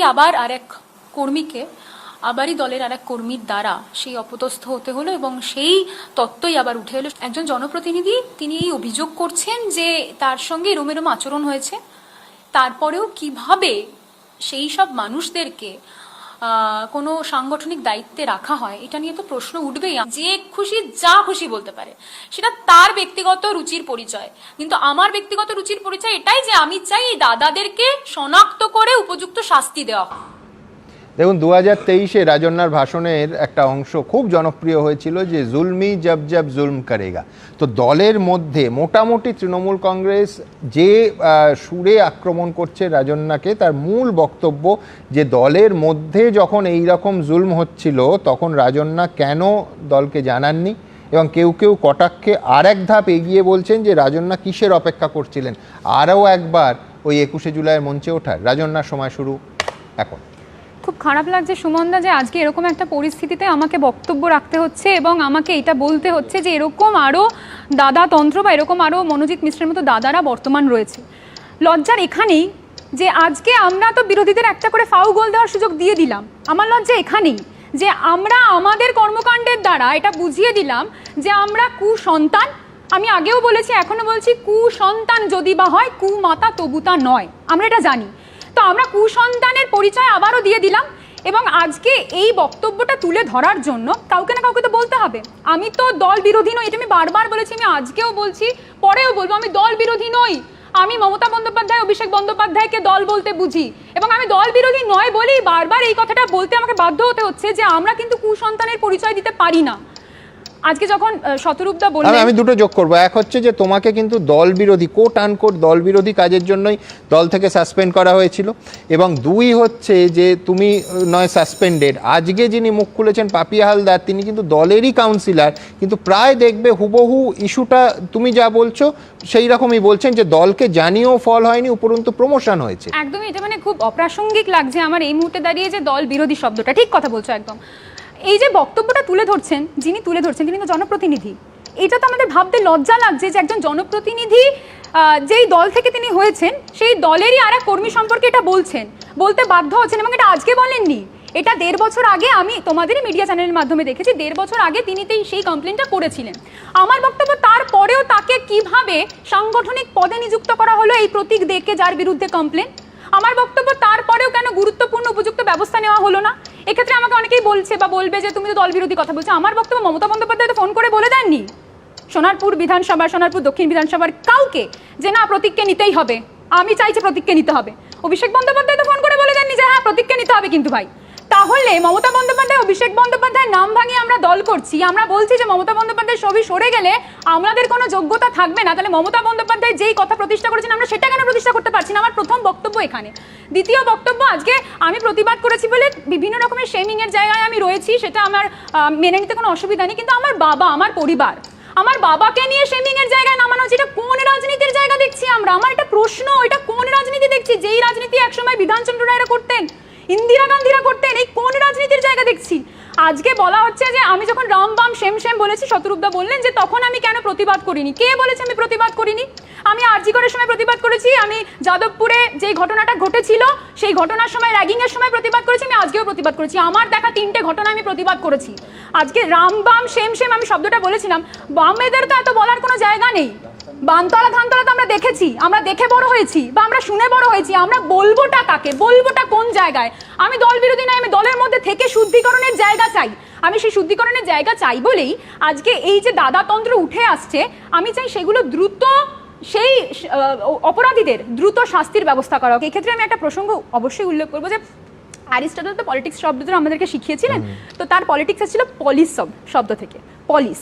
তো পলিস শব্দ মানে হচ্ছে স্টেট বা সিটিকে বোঝায়। তিনি পলিটিক্স বলতে বুঝিয়েছিলেন যে কি করে এই স্টেট বা সিটিতে সিটিজেনদের ভালো রাখার জন্য বা কি করে সিটিজেনদের সব সুযোগ সুবিধা পাইয়ে দেওয়ার জন্য অর্গানাইজড হতে হবে আমাদেরকে। আমাদের অ্যারিস্টটলের পলিটিক্স, আমি শিক্ষিত বলে বলতে পারছি, আমরা অ্যারিস্টটলের পলিটিক্স পড়ে বড় হয়েছি। আর আজকে আমরা কোন পলিটিক্সকে দেখছি, যেই পলিটিক্সে আমার বাবাকে ছাড়া হচ্ছে না, আমার বরকে ছাড়া হচ্ছে না, আমাকে ছাড়া হচ্ছে না, দুদিন পর আমার মাকে নিয়ে কোনো না কোনো তথ্য উঠে আসবে। আমি এই পলিটিক্স থেকে বড় হইনি, আমার বাবা মা এই পলিটিক্স থেকে আমাকে বড় করেনি। এবং আজকে যারা এটা করছে, শুধু আমার দলের লোক, শুধু বিরোধী লোক, আমি এটা বলবো না, তারা রাজনীতির ময়দানের লোক, আমি এটা বলবো। রাজনীতি এটা নয় যেখানে আমাকে ভিকটিম শেমিং বাদ দিন, আমি ভিকটিম কি ভিকটিম নই সেটা মানুষ বিচার করবে। যেখানে আমার পরিবারকে টেনে এনে শেমিং করা হচ্ছে, সেটা পলিটিক্স হতে পারে? আজকে বিভিন্ন অনেকে তো অনেক কথা বললো, এখানে আমি একটাই কথা বলে শেষ করব। অনেকে তো অনেক কথা বলবো যে এই রাজ্যে ধর্ষণ হচ্ছে, ওই রাজ্যে ধর্ষণ হচ্ছে, আমার রাজ্যে ধর্ষণ হচ্ছে, আমার রাজ্যে কি হয়েছে না হয়েছে। আমরা কেন এইটা বলতে পারছি না যে ধর্ষণকে বন্ধ করার জন্য কলেজ প্রেমিসেসে অন্তত আমরা কিছু উপযুক্ত পদক্ষেপ গ্রহণ করি, যেটা আমি আর প্রান্তিক ইতিমধ্যে করেছি। আমরা কিন্তু বিসিআইকে চিঠি লিখেছি, আমরা পিএমকে চিঠি লিখেছি, আমরা সিএমকে চিঠি লিখেছি, আমরা এডুকেশন মিনিস্ট্রি অফ ইন্ডিয়াকে চিঠি লিখেছি, এডুকেশন মিনিস্ট্রি অফ ওয়েস্ট বেঙ্গলকে চিঠি লিখেছি। আজকে কোনো কলেজে মহিলা ফিমেল গ্রিভান্স সেল নেই কেন? কেন থাকবে না?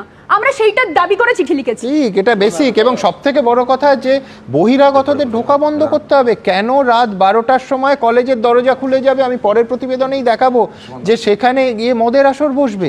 সিম্পল জিনিস বলা হয়, দেখো এতক্ষণ ধরে কথা শুনছিলাম, ওর স্টোরিটা সত্যি পেনফুল, স্টোরি না ফ্যাক্ট, পেনফুল। না আমার প্রশ্ন হচ্ছে ছাত্র নেতৃত্ব তো নেত্রী উনার এগেন্সে যখন এত কিছু হচ্ছিল, আমি কি জিজ্ঞেস করতে পারি ওকে এখনো পর্যন্ত কি থানায় অভিযোগ করেছে কোনো? এখনো পর্যন্ত একটা মেয়ের মফ ইমেজ যদি ঘুরে বেড়াচ্ছে, এআই হোক যাই হোক, মফ ইমেজ ঘুরে বেড়াচ্ছে, একটা নেত্রী হিসাবে তার দায়িত্ব এই প্রবলেম যাতে অন্য কারো না হয়। আর বোন এতগুলো কথা বলছেন, মানে ছাত্র পরিষদের নেতৃত্ব। আচ্ছা উনি জানেন না তৃণাঙ্কুর একটা চোর? উনি জানেন না জিটিএ দুর্নীতি তৃণাঙ্কুরের নাম আছে? ব্যক্তিগত প্রশ্ন, কে চোর কে রেপিস্ট সেটা জানা আমার কাজ নয়। কে চোর কে রেপিস্ট সেটা জানা আমার কাজ নয়। আমার কাজ কি আমি বলছি, আমার কাজ কি, আমি যদি এরকম ঘটনা ঘটে তার বিরোধিতা করা আমার কাজ। কমপ্লেন করা নয়। আর অবশ্যই বলছি, পাপিয়া হালদার তো কমপ্লেন করেছিল, পাপিয়া হালদার তো কমপ্লেন করেছিল। তোমার অভিযোগটা ডেঞ্জারাস, কমপ্লেন করেছিল। তুমি এখানে বলছো একটা থানায় কমপ্লেন করেছো? আমি প্রথম কমপ্লেন করেছি, আমি কাকে কমপ্লেন করেছি কাকে করিনি সেটা আমি জানি এবং আমার দল জানে। আমি প্রথম কমপ্লেন আমার দলকে করেছি। দলটা তো প্রশাসন নয়, আমার কাছে আমার দল সবথেকে বেশি। দলই প্রশাসন। আমার কাছে দল এটাই তো প্রবলেম। আমি বুঝতে পারছি না বিরোধীরা এতটা কনফিউজ কেন। কারণ ওই কবির সুমন একটা সুন্দর গান ছিল, রাস্তার নাম পাল্টায়। এইটা তো কিছু বললেন না, খানিকক্ষণ আগে অরূপ বলছিলে যে এখন থেকে বিজেপি ওকে সমর্থন করছে। এখানে যেখানে তরুণজ্যোতি প্রায় বক্তৃতার মাঝখানে ফ্রেন্ড রিকোয়েস্ট পাঠাচ্ছিল, মানে ফেসবুকে যেরকম পাঠায় সেরকম বক্তৃতার মাঝখানেই বলছিল প্রায় একজন মেয়ের সাথে একটা খারাপ দলের মেয়ে। না না, যেভাবে সহানুভূতির সুরে বলছিল, আরে ভাই বলতে দেবে তো? তোমরা অদ্ভুত, তোমার দলের মেয়েটা। আমি শুধু একটা জিনিস অবাক হচ্ছি যে রাস্তার নাম পাল্টায় একদিন, ধারা বদলায় মাউসে তুমি চীনের বিখ্যাত গানের লাইন। আমি অবাক লাগছিল যে শতরূপ ঘোষ, যে দীপশিতারা একদিন ওই যে লাইনটা দিয়ে শুরু করলে জুলমি জব তক জুলম করেগা বলেছিল স্লোগান চোর, তার হয়ে আজকে যখন গলা ফাটাচ্ছে। দুটো আলাদা ইস্যু অরূপ। কিন্তু আমি বলছি তুমি দেখো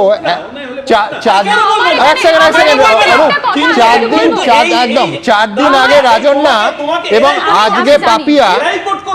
অরূপ তুমি, আমি ভেবেছিলাম যে তুমি এইটার উত্তর দেবে যে 4 দিন আগে রাজন্যা আর আজকে পাপিয়া হুবহু এক কথা বলছে যে দলকে জানিয়েছিলাম। তুমি ভুলে যাও যে তরুণজ্যোতির আইনি ব্যাখ্যা যে কেন দলকে কেন থানায় জানায়নি। আমি বলছি সে তো দলকে জানিয়েছিল, দুজন বলছে, প্রকাশ্যে বলছে, দল ব্যবস্থা নেয়নি। সেটা জানাক দলকে, আমি বলবো দলকে জানালে কোন ফরমে জানিয়েছে? আমি মুখে বললেই তো শেষে আসবো, আগে হবে না বারবার।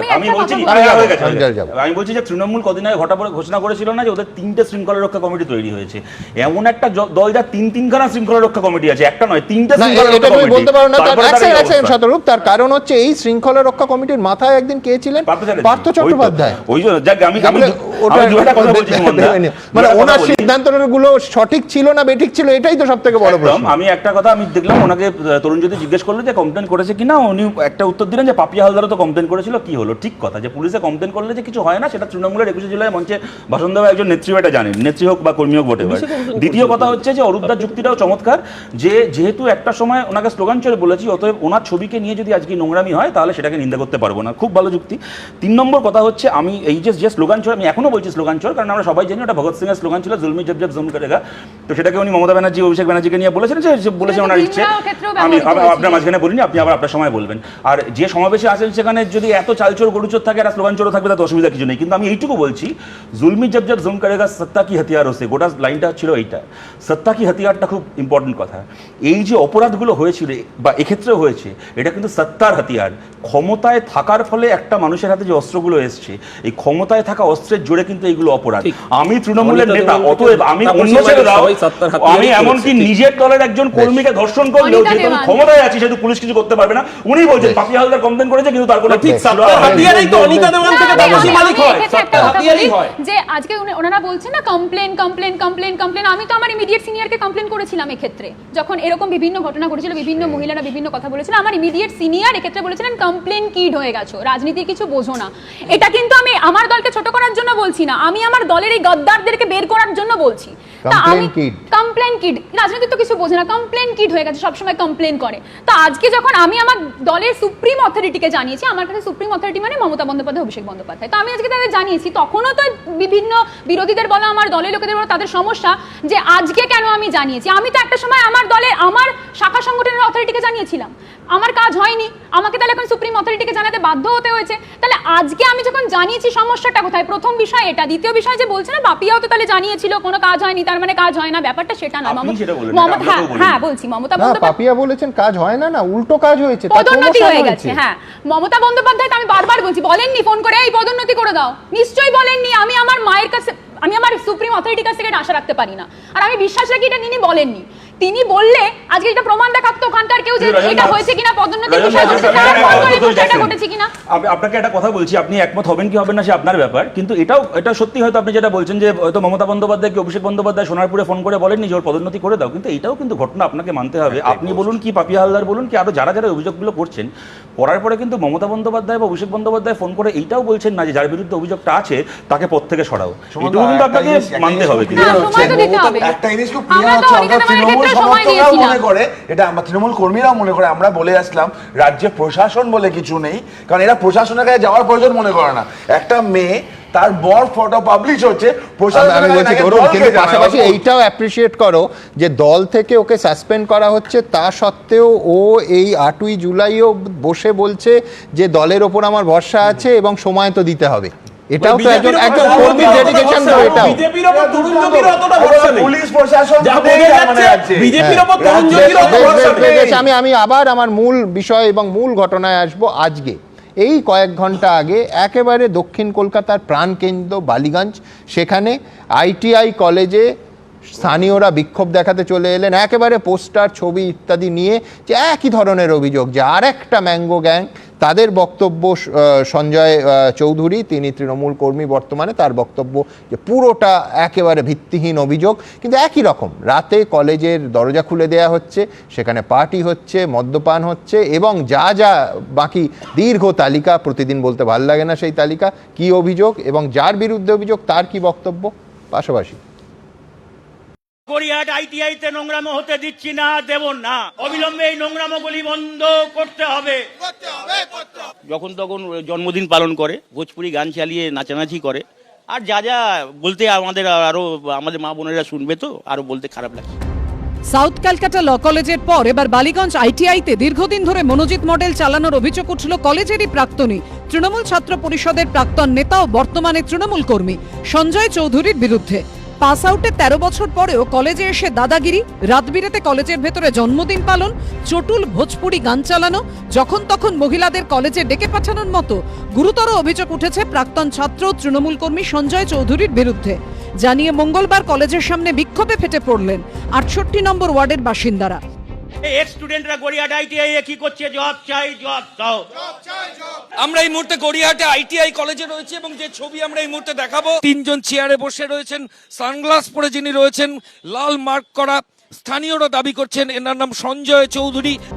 স্থানীয় বাসিন্দাদের দাবি 2012 সালে বালিগঞ্জ ITI থেকে পাশ করেন সঞ্জয় চৌধুরী।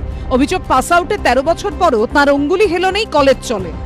আমাদের অভিযোগ হচ্ছে এই কলেজে রাত্রেবেলা অনেক কিছু নোংরামি হয়, জন্মদিন পালন হয় এবং ভোজপুরি গান এমনভাবে চালায় যে গানগুলি শোনার মতন নয়। 13 বছর ওই কলেজে রাজত্ব চালিয়ে যাচ্ছে, জন্মদিন পালন করছে, মেয়েদেরকে যখন তখন ডাকছে। ফালতু মিথ্যা। ও তো আমাদের কাছে টাইম আছে, গান শুনবো, জন্মদিন পালন হবো। ও শাসক দলে ও তো কর্মী হিসাবে ও তো কাজকর্ম আছে আমাদের উপর।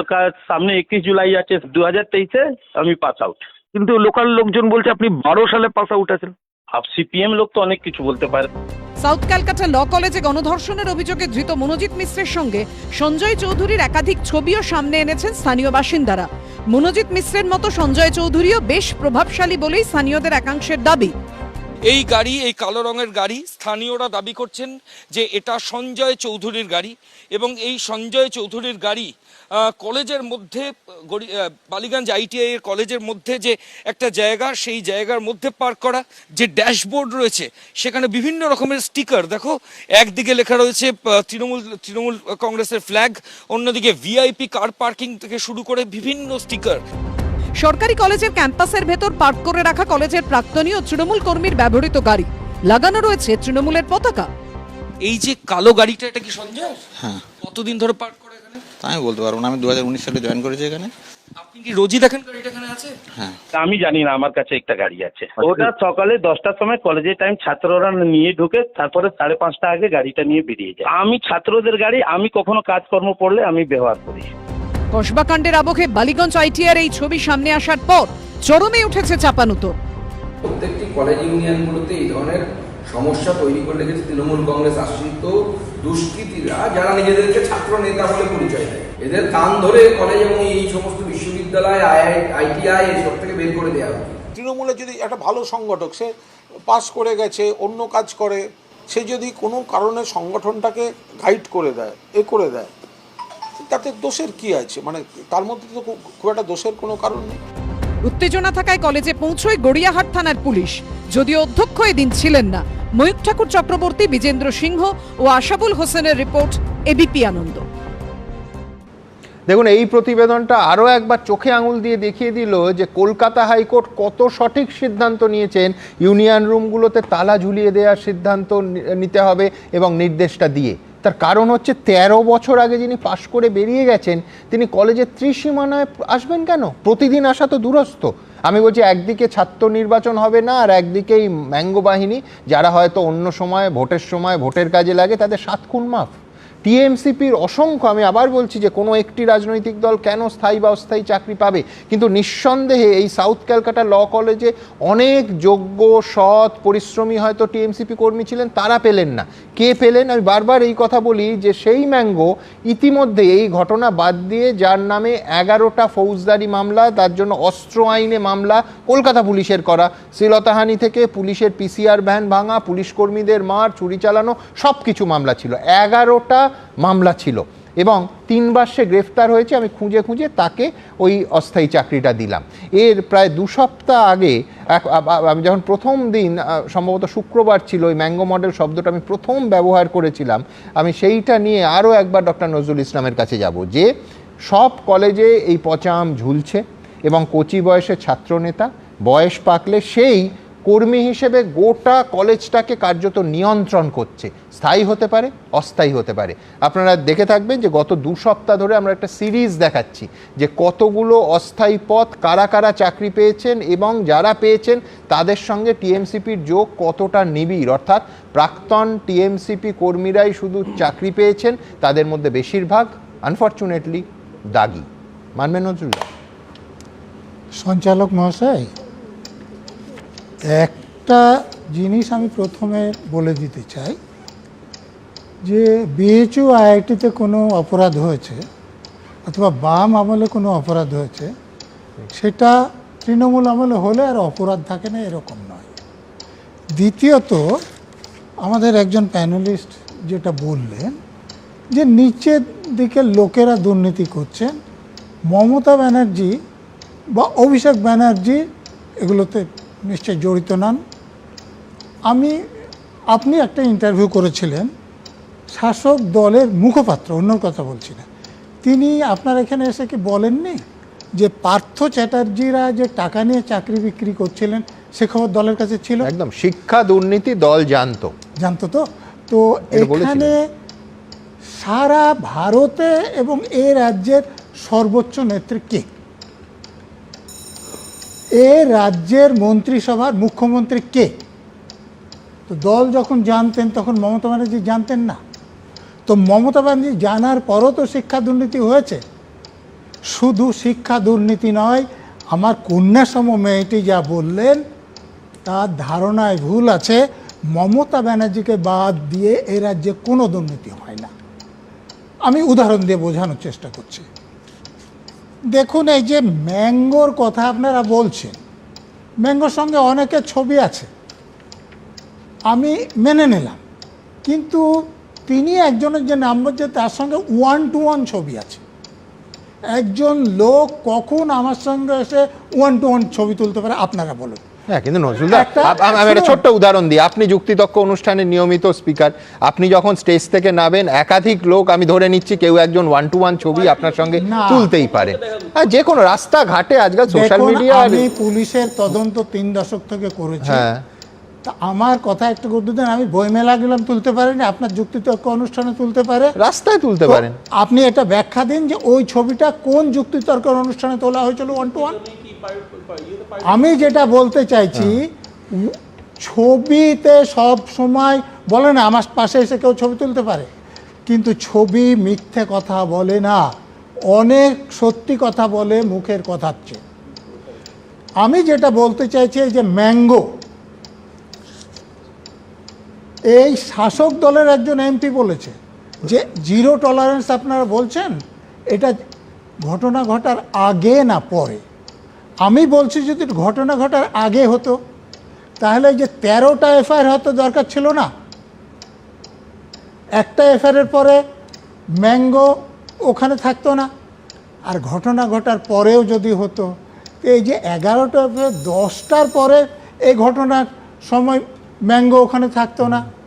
দেখুন বেনারসের, না আমি যোগ করি নজরুলদা, ম্যাঙ্গো কিন্তু এই কলেজ থেকে ওই দেবাশিস চট্টোপাধ্যায় বহিষ্কার করেছিলেন, ওনার মৃত্যুর পর ম্যাঙ্গো ফেরত আসে, আমি এই স্বমহিমায় ফেরত আসে। দেবাশিস চট্টোপাধ্যায় শুধু ওই কলেজের প্রিন্সিপাল ছিলেন না, ঠিক, তিনি ওয়েব কুপার অর্থাৎ শাসক দলের শিক্ষক সংগঠনের সহসভাপতি ছিলেন।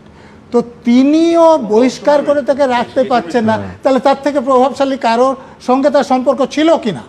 আমি তো এইটাই বলতে চাইছি যে শুধু কসবা লো কলেজে না, আপনি যে হাওড়া নরসিংহ দত্ত কলেজ বলেন বা গড়িয়াহাট ITI কলেজ বলেন, সোনারপুর কলেজ বলেন, প্রতিটা ক্ষেত্রে যারা এই দিনের পর দিন অপরাধ করতে পারছে এই জন্যই যে তারা ভর্তি থেকে টাকা তুলে, তারা অনুষ্ঠান থেকে টাকা তুলে, গেঞ্জি বিতরণের নাম করে টাকা তুলে, এবং কলেজে কাজের জন্যে বা বাড়ি তৈরির জন্য যে টাকা আসে সে টাকা মেরে শাসক দলের নেতাদের দেন।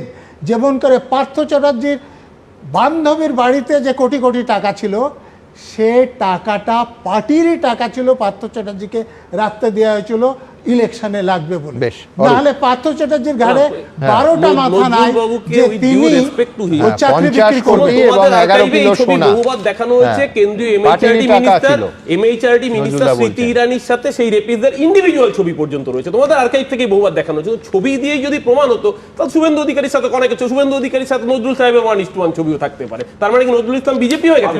এই কথা একমত, আমি কোনো ব্যঙ্গ করছি না, আন্তরিকভাবে বলছি, আমি অরূপদার সাথে একমত। এবং নজরুল সাহেব যেটা বললেন আমি সত্যি কথা বলছি। আমি যদি আলাদা করে বলা, আমি যদি পুরোটা একমত নই, কারণ এটা ঘটনা, আমরা কোথায় যাব, কে ছবি তুলবে, পুরোটা আমার নিয়ন্ত্রণের মধ্যে নেই। তবে আমি একটা কথা বলছি, এখানে যেহেতু এতটা ফুটেজ আর ছবি নিয়ে কথা হচ্ছে শতরূপ, মানে আমি বলছি গত 6 মাসে প্রযুক্তি এত অ্যাভেলেবেল হয়েছে এবং সস্তা হয়েছে।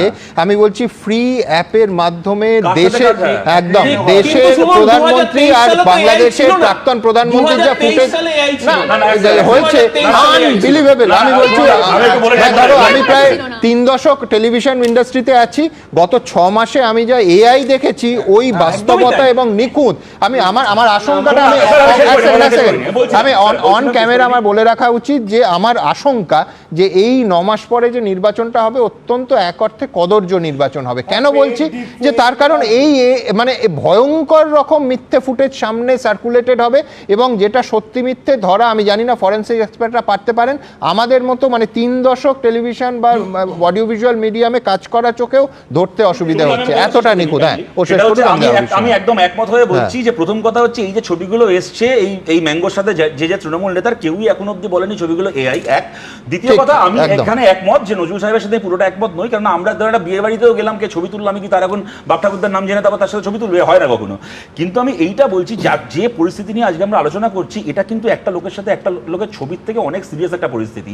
একটা 44 বছর বয়সী ছাত্র নেতা, সে কলেজ চালায়, তার নাতি নাতনির এখন কলেজে পড়ার কথা, সে 44 বছর বয়সে কলেজ চালাচ্ছে। এক দ্বিতীয় কথা হচ্ছে এই শহরে বাবা ছেলে একসঙ্গে ছাত্র নেতা এক কলেজে যাচ্ছে। বলো না বারবার। দ্বিতীয় কথা হচ্ছে আমি বলছি একটা কলেজের মধ্যে কেমন একটা তথাকথিত ছাত্রনেতা একটা মেয়েকে টানতে টানতে নিয়ে কোথায় যাচ্ছে না সিকিউরিটি গার্ডের ঘরে যাচ্ছে, যার সিকিউরিটি দেওয়ার কথা তার ঘরে গিয়ে গার্ডকে বলছে তুই এবার বাইরে যা, আমি মেয়েটাকে ভেতরে ধর্ষণ করবো। গার্ড বেরিয়ে আসছে, দরজা বন্ধ করে ধর্ষণ করছে, তার দুটো চামচা বাইরে দাঁড়িয়ে পাহারা দিচ্ছে। আমি বলছি এইগুলো কার সঙ্গে কার ছবি আছে, কার সঙ্গে কার লিঙ্গি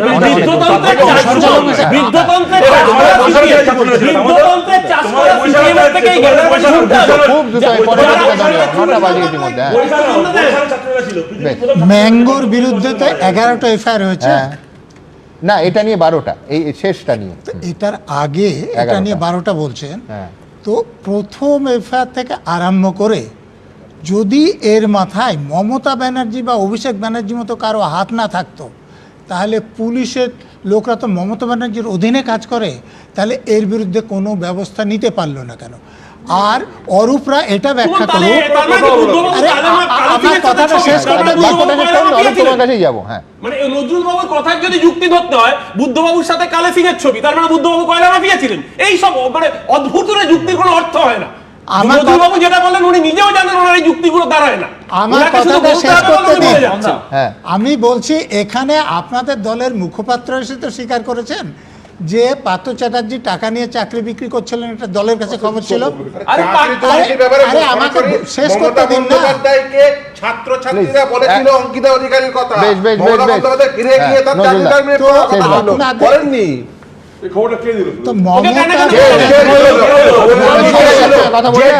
আমি ফুল স্টপ ডাকলাম এখান থেকে। একেবারে অস্থায়ী চাকরির কথা হচ্ছে। আমি পরিষ্কার উত্তর 24 পরগনার নেতাজি কলেজের অশোকনগর নেতাজি শতবার্ষিকী মহাবিদ্যালয় নাম, সেখানকার ছবি। কলেজে পড়াশুনো ছেড়েছেন বহু বছর আগে, ছিলেন তৃণমূল ছাত্র পরিষদের নেতা। অভিযোগ সেই সুবাদেই নিজের কলেজেই পেয়ে গেছেন স্থায়ী কিংবা অস্থায়ী চাকরি। শুধু কসবার সাউথ ক্যালকাটা ল কলেজে নয়, শহর থেকে জেলা কলেজে কলেজে মনোজিৎ মডেল ছড়িয়ে রয়েছে বলে অভিযোগ। এবার সেই তালিকায় যোগ হলো উত্তর 24 পরগনার অশোকনগর নেতাজি শতবার্ষিকী মহাবিদ্যালয়। এই কলেজ থেকেই 2012 সালে পাশ করেন অশোকনগর বিধানসভা কেন্দ্রের তৃণমূল ছাত্র পরিষদের সভাপতি অভিজিৎ চৌধুরী। 2015 সালে এই কলেজেই অস্থায়ী কর্মী হিসেবে চাকরি পান। শুধু তিনি নন, তার স্ত্রীও এই কলেজেই চাকরি পান। আমাদের চাকরিটা রিসেন্ট নয়, এটা 2015 সালের চাকরি। আমি যে কলেজে চাকরি করি সেই কলেজে আমরা ক্যাজুয়াল স্টাফ, সেই কলেজে যে কয়েকজন পার্মানেন্ট স্টাফ রয়েছে প্রত্যেকেই বাম আমলে নিযুক্ত হয়েছিল। আপনার স্ত্রী জয়িতাও এখানে চাকরি পেয়েছেন রিসেন্ট? হ্যাঁ, কলেজে।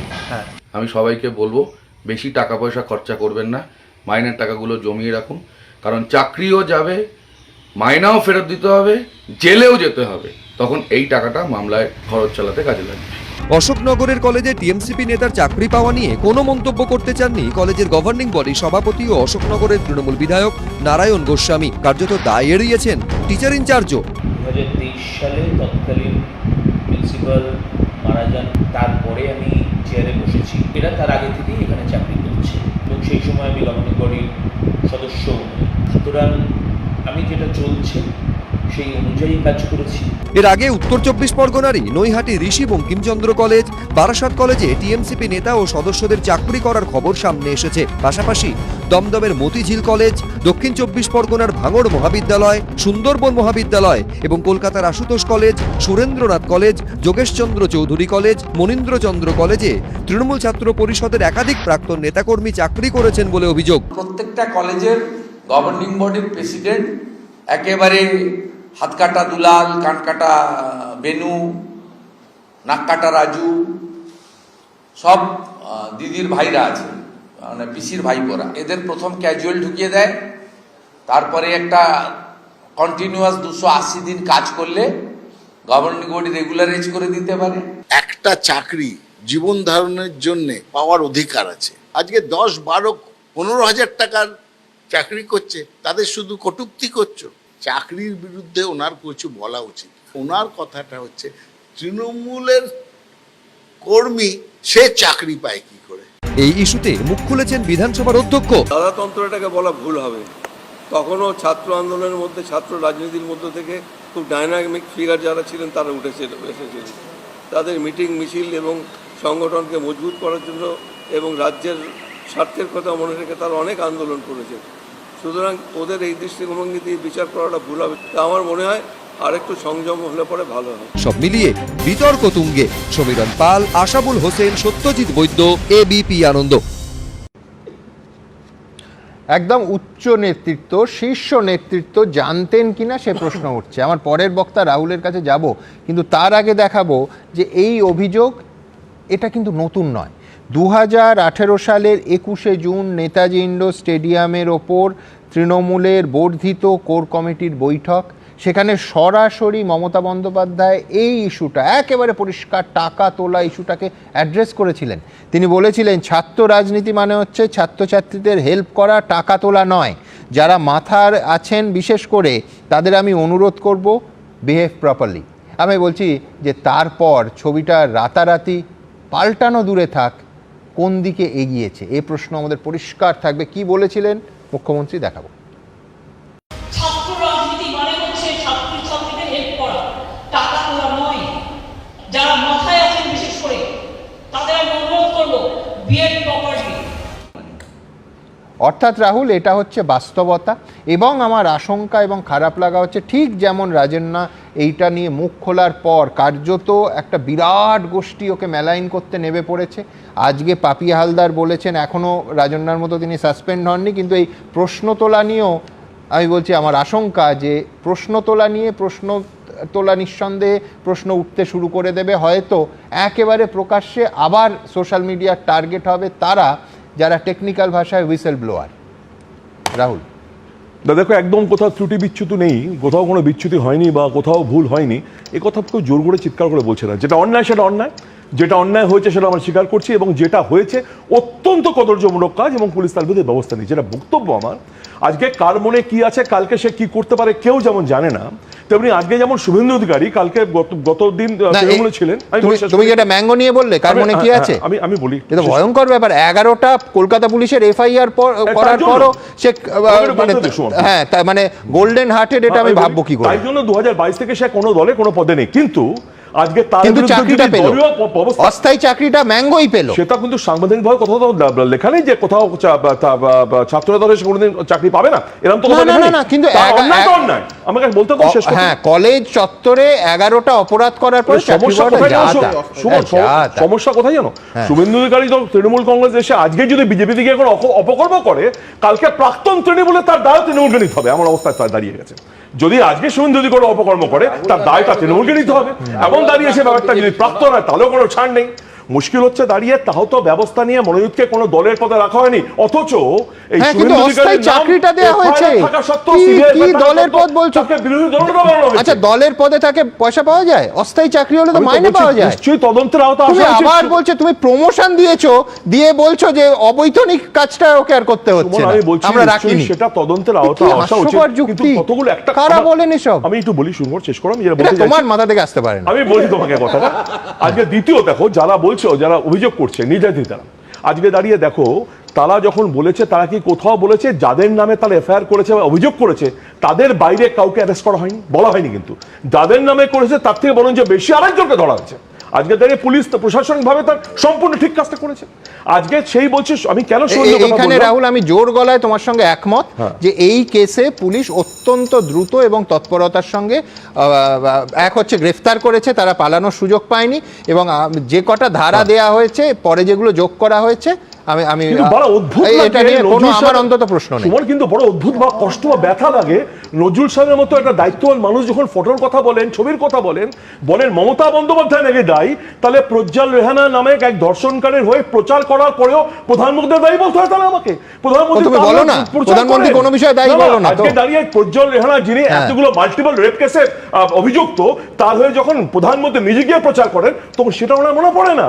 আজকে মণিমূর্তি বলে একটি কর্ণাটক আড়ালনগর যে বিধায়ক, সে তার সহকর্মীকে দেখে ধর্ষণ করে, তখন তাদের কথা মনে হয় না? এই বিজেপি দল সেই জন্যই প্রশ্ন তোলো এবং সঠিকভাবে শেষ করি। যে বিজেপি দল এত বড় বড় কথা বলছে, তোমার মনে রাখতে হবে, আমরা মনে ভুলে যাইনি যে কুলদীপ সিংহার সেই ধর্ষণকারীর জন্য এরা মিছিল পর্যন্ত করেছে, আমরা ভুলে যাইনি। আর এটা পশ্চিমবঙ্গ, যেখানে দাঁড়িয়ে অনন্তল মনোযুদ্ধের গলায় মালা পরিয়ে বিলকিস বেগমদের মতো সম্বর্ধনা জানানো হয় না, সেটা মনে রাখতে হবে। এই পশ্চিমবঙ্গ এখানে আমরা এগিয়ে আছি। সুতরাং বিজেপি কি বলছে ছেড়ে দেওয়ার সময় আমার আপত্তি নেই। সুতরাং একবার নিজেকে আচরণ ধর্ম পরের শিখাও। আয়নায় মুখ দেখতে বলছে, সোজা কথা। আয়নায় মুখ দেখতে গিয়ে আমি রাহুল দাকে দেখছিলাম, জানো তো, যায় তো যায় ব্রিজভূষণ রাহুল দা তো আমাদেরই ছিল না,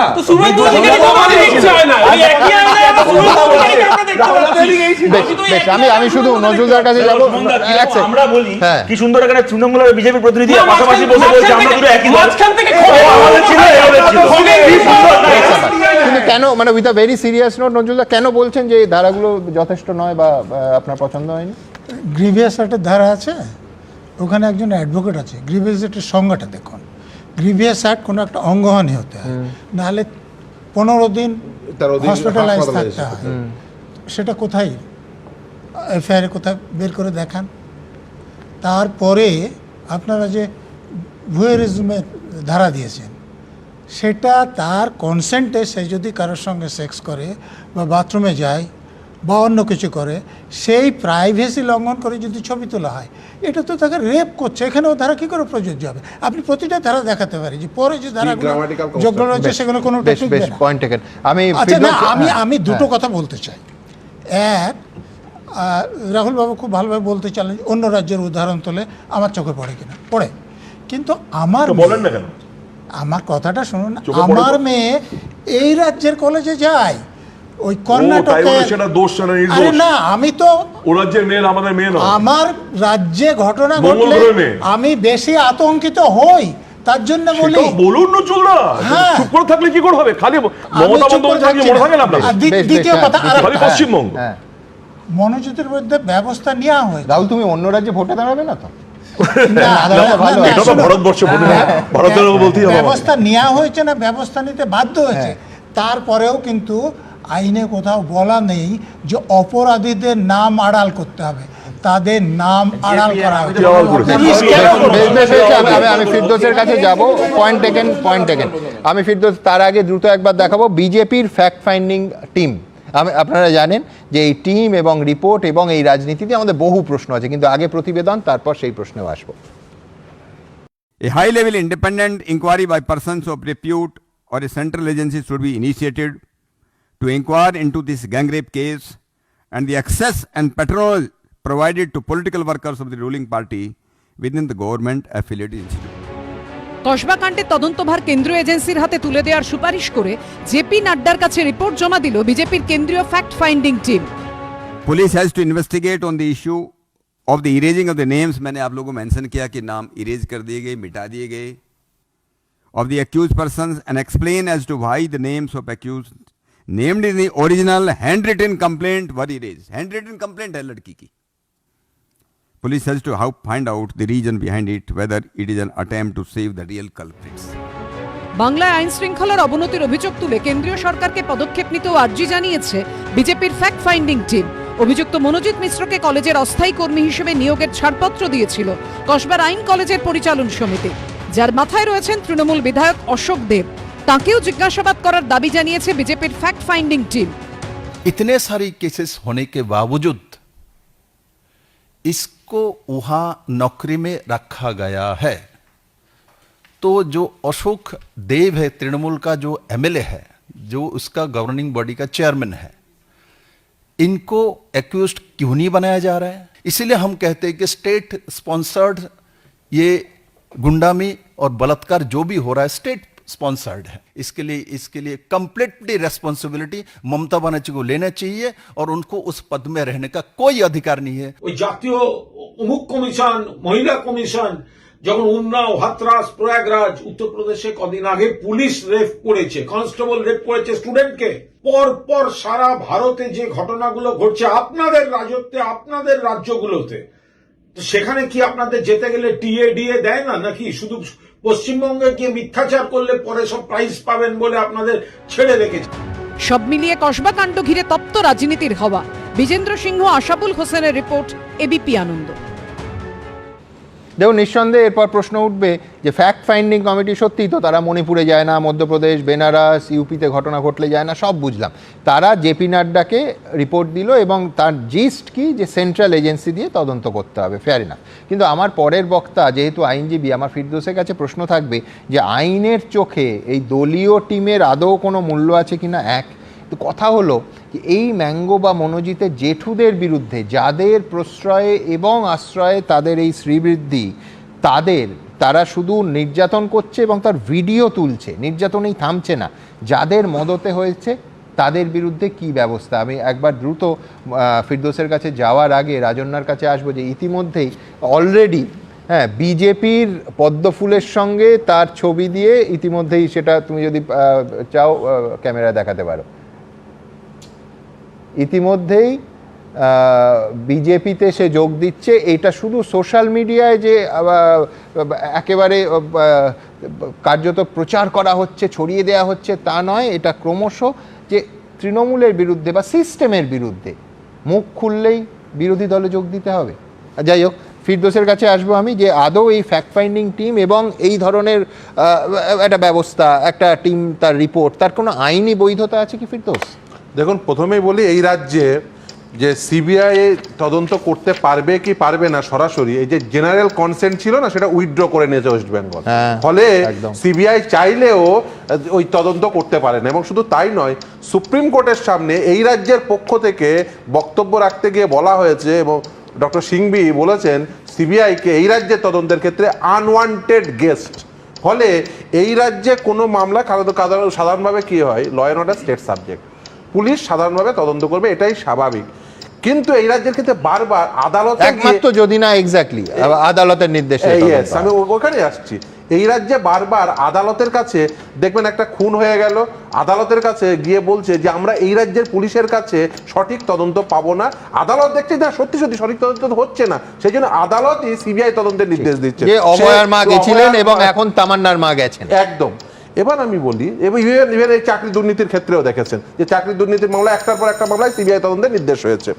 এবার আমি আসি যে আপনি যে বলছেন না যে এই স্টুডেন্ট ইউনিয়ন নিয়ে, দেখুন স্টুডেন্ট ইউনিয়ন এইটা ফরমেশন করতে হবে 2017 সালে এই সরকারের আমলে আনা একটি আইনের সেকশন 9-এ তারা বলছে যে প্রতিটি কলেজে অন্ততপক্ষে একটা স্টুডেন্ট ইউনিয়ন থাকবে, তার একজন জেনারেল সেক্রেটারি থাকবে এবং কলেজের জিবিতে একজন ওই স্টুডেন্ট প্রতিনিধি সেও থাকবে, যাতে কলেজটা সঠিকভাবে রান হয়। কিন্তু আমরা এই রাজ্যে বেশ কিছুদিন ধরে কলেজে ছাত্র সংসদের নির্বাচন দেখছি না, ফলে এই গোটা রাজ্য জুড়ে জিবি সেটা অসম্পূর্ণ জিবি। আমি এবার রাজন্যায় কথা আসি। দেখুন, রাজন্যা তো রাজনীতি করতে এসেছিল, সত্যি রাজন্যাদের মতো মেয়েরা বা ধরুন এই তরুণ বা শতরূপ বা অরূপদের মতো ছেলেরা যখন রাজনীতিতে আসে, সত্যি সত্যিই সবাই একটু আশা পান যে অন্ততপক্ষে ব্রাইট ছেলেমেয়েরা, শিক্ষিত ছেলেমেয়েরা রাজনীতিতে আসছে। ও তো খুব যথার্থভাবে রাজনীতিতে এসেছিল, 21 জুলাইয়ের মঞ্চে বক্তব্য রেখেছিল, কিন্তু ও ভিক্টিমাইজ কেন হলো? এই রাজনীতির কারণে। কিন্তু সে তরুণ ওকে জিজ্ঞাসা করছিল যে তুমি একটা অভিযোগ দায়ের করেছো, সে নাই জানতে পারে একটা অভিযোগ দায়ের করেছে। যে দেখুন আমাদের দেশে যে আমাদের ক্রিমিনাল জুরিসপ্রুডেন্স, যে ক্রিমিনাল স্ট্রাকচার, যে ধরুন জাস্টিস পাওয়ার যে স্ট্রাকচার, যে কোনো অপরাধ সেটা সমাজের বিরুদ্ধে সংগঠিত হয় বলে আমরা ক্রিমিনাল জাস্টিস ডেলিভারি সিস্টেমে সেটা মনে করি, সেই জন্য প্রসিকিউশন সর্বদা স্টেট হয়। এই ক্ষেত্রে দেখুন ও অভিযোগ করেছে কিন্তু দলের কাছে, সেই দলের সুপ্রিমো যারা মূলত সমাজপতি, তাদের তো ওকে বলা উচিত ছিল যে দেখো বোন, এটা তোমার সঙ্গে ঘটছে, এটা কিন্তু একটা ক্রিমিনাল অফেন্স, তুমি এক কাজ করো, এই অফেন্সটা যেহেতু কনস্টিটিউট হয়ে গেছে, যে অফেন্সটা যেহেতু ঘটেছে, তোমার সঙ্গে এটা ঘটেছে, তুমি থানায় একটা অভিযোগ করো। এটা তো ওকে বলা উচিত ছিল। আমি জানি না ওকে বলেছে কিনা, রাজন্যা এখানে উপস্থিত আছে বলে আমি এই কথাগুলো বলছি। দেখুন তাহলে বলেছে কিনা প্রথম, তাহলে বুঝতে হবে। যদি এটা না বলে এবং এটা এই অভিযোগ দল পাওয়ার পরেও যদি চুপ থাকে, তাহলে বুঝতে হবে যে সমাজপতিরা তারা কিন্তু এটাকে অফেন্স বলে মনে করছেন না। একটা বাস্তবতা আমাদের সবাইকে মানতে হবে, তুমি আইনজীবী বলে নিঃসন্দেহে আইনের প্রেক্ষিতটা বলবে, কিন্তু আমি বলছি যে ধরো আজকে যে কাউন্সিলর আজকে সোনারপুরের তিনি মুখ খুলেছেন, এবার তুমি বা আমি এখান থেকে বসে যদি বলি আচ্ছা উনি কেন প্রকাশ্যে বললেন, ওনার বা দলের কেউ বলে প্রকাশ্যে বললেন না, আমি বলছি যে ওনার পুলিশে গিয়ে জানানো উচিত ছিল অভিযোগ, এটা তো নয়। তিনি একজন জনপ্রতিনিধি, নির্বাচিত জনপ্রতিনিধি, দলের টিকিটে নির্বাচিত হওয়া জনপ্রতিনিধি, তিনি তার দলকে জানিয়েছেন, মানে আমি বলছি ইট শুড বি এনাফ। তুমি বাস্তবতা ভাবো তো, একজন জনপ্রতিনিধি তিনি কারুর সম্পর্কে অভিযোগ সোজা থানায় চলে যাবেন? মানে আমি বলছি তো পুরো বিষয়টা বোধহয় বাস্তবতার আঙ্গিকেও দেখা উচিত। দুটো দিক আছে, দেখুন তুমি যেটা বলছো আইডিয়ালি সেটাই হওয়া উচিত, কিন্তু এটা কি আমাদের সামাজিক বাস্তবতা? বোধহয় নয়। না দেখো, সামাজিক বাস্তবতা এটা নয় কেন, সেটাই সব থেকে বড় প্রশ্ন। তার কারণ সামাজিক চাপ, কারণ হয়তো রাজনৈতিক চাপও। শুধু তাই নয়, তার সঙ্গে আরেকটা কারণ রয়েছে। সেই কারণটা কি? দল এবং প্রশাসন কোথাও যেন এক হয়ে গেছে। ওই যে বলছিল না কিছুক্ষণ আগে, যে ওই যে কাউন্সিলর সেও তো অভিযোগ করেছে, ওর মনে কোথাও না ব্যাক অফ দ্য মাইন্ডে আছে যে অভিযোগ করে আমি যদি দলকে অভিযোগ না করি তাহলে কিন্তু অভিযোগ যদি সরাসরি প্রশাসনের কাছে করি আমি হয়তো বিচার পাবো না। ও হয়তো বিচার পাওয়ার জন্য এত ব্যাকুল হয়ে আছে যে সে মনে করছে, কারণ এই রাজ্যে বর্তমানে যাদের কাছে অভিযোগ করছে তারাই কিন্তু শাসক পক্ষ। সেই শাসক পক্ষ এখনো পর্যন্ত না দলগতভাবে ওকে জাস্টিস দিতে পেরেছে, না প্রশাসনিক ভাবে ওকে জাস্টিস দিতে পেরেছে। ফলে ও কিন্তু ইনজাস্টিসের শিকার হয়েছে। প্রশাসনিক অদক্ষতা, অপরপক্ষে দলগত ভাবেও রাজনৈতিক ভাবেও ওকে কিন্তু বিচার দিতে পারে। আশঙ্কাটা এই যে প্রশ্ন তোলার জন্য আবার প্রশ্নের মুখে পড়তে হবে না তো। আমি শামীমের কথা খুব মন দিয়ে শুনছিলাম। তৃণমূল খুব খারাপ কারণ সিবিআই তদন্তে কনসেন্টটাকে তুলে দিয়েছে, অথচ কেরালা খুব ভালো কারণ কেরালাও কিন্তু কনসেন্টটা তুলে দিয়েছে। তখন শামীমের মুখ থেকে একটি কথাও শোনা যায়নি। দ্বিতীয় কথা আমি শামীম, আমি তোমার কথা শুনলাম, তুমি শুনতে, তুমি তো তোমাকে শোনার ধৈর্য রাখতে হবে। দ্বিতীয় কথা আমি জানতে চাই যে তৃণমূল আমলে খুব খারাপ যে তৃণমূল আমলে এরা নিযুক্ত হয়েছে। আমি শুধু 13 জন, আমি নামও বলছি না সুমন, একটা ফ্যামিলি থেকে 13 জন, সে বড় ভাইরা, ছোট শালি, বড় শালি, মেজো শালি, ছোট বোন, বড় বোন, মেজো বোন, শুধুমাত্র জেলা সম্পাদক শান্তিময় ভট্টাচার্য এবং সুজন চক্রবর্তীর ফ্যামিলি 13 জন। আমি নাম সহ দেখাচ্ছি। শামীম কবে একটা পিআইএল করবে? শামীম কবে একটা পিআইএল করবে? শামীম কবে একটা পিআইএল করবে? সার্ভিস ম্যাটারে পিআইএল লাইভ করে না, এটা জেনে রাখা উচিত। সার্ভিস ম্যাটারে পিআইএল লাইভ করে না। অডিও প্রথম কথা হচ্ছে আমি একটু বলে নিই। প্রথম কথা হচ্ছে যে লিস্টটা দেখাচ্ছে না, কদিন আগে মানে বছরখানেক আগে কুণাল ঘোষ এটা পোস্ট করেছিলেন, তারপর থেকে এটা চলছে। ওই লিস্টে দেখবে একটা চাকরি আছে, গণশক্তির লাইব্রেরিয়ানের চাকরি। গণশক্তির লাইব্রেরিয়ানের চাকরি গেল মানে সুজন চক্রবর্তীর এক আত্মীয় করছে, সেটাও তৃণমূলকে জবাব দিতে হবে। এবার আমি একটা কথা বলি সুজনদার ক্ষেত্রে বা এই সুজন চক্রবর্তীর কোনো আত্মীয়ের বিরুদ্ধে না কলেজে কোনো ছাত্রীকে ধর্ষণের অভিযোগ নেই, কেমন? তারা কেউ করেনি তৃণমূলের কোটায় চাকরি পেয়ে।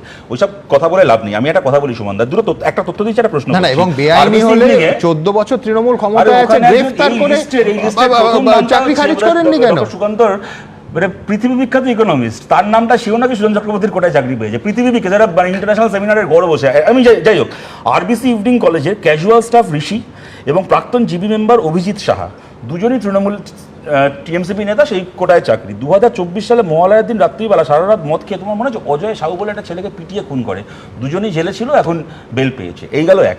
দ্বিতীয়, আমি এরকম আরও ঘটনার আগেও এসছে, আজ তোমরাও দেখাচ্ছ, এরপরে আরও বেরোবে। যাকে শুভেন্দু অধিকারী আজ যেটা করেছে লিস্ট বার করেছেন এগুলোকে একটা জায়গায় জড়ো করে, কিন্তু এই ঘটনাগুলো নতুন কিছু না, এগুলো আমরা জানছি। আমার একটা প্রশ্ন তরুণজ্যোতির কাছে, এই যে এই ঘটনাটার পর একটা ফ্যাক্ট ফাইন্ডিং টিম এলো, আজকে তারা 7 পাতা নাকি রিপোর্ট জমা দিয়েছে। এর আগে আরজি করার সময় বিজেপির ফ্যাক্ট ফাইন্ডিং টিম এসেছিল, সন্দেশখালীর সময় এসেছিল।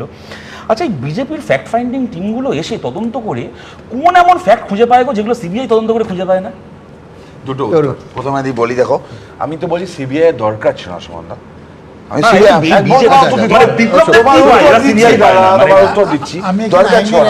সন্দেশখালী একটা ঘটনা মনে করে, কয়দিন আগে সিবিআই তদন্তের অর্ডার হলো, মনে আছে? আমাদের কর্মী প্রদীপ মন্ডলকে মারা হয়েছিল, আরেকজনকে মারা, দেবদাস মন্ডলের বডি তো আজ পর্যন্ত খুঁজেই পাওয়া যায়নি। আচ্ছা, ওটা সিআইডি তদন্ত করছিল তো,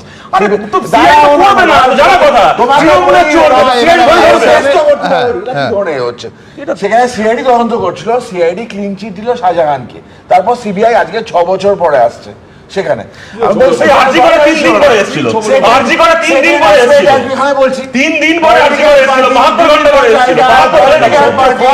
পলিটিক্যাল রিজন যে ফ্যাক্ট ফাইন্ডিং টিম পাঠায় তৃণমূল অন্য রাজ্যে পাঠায়,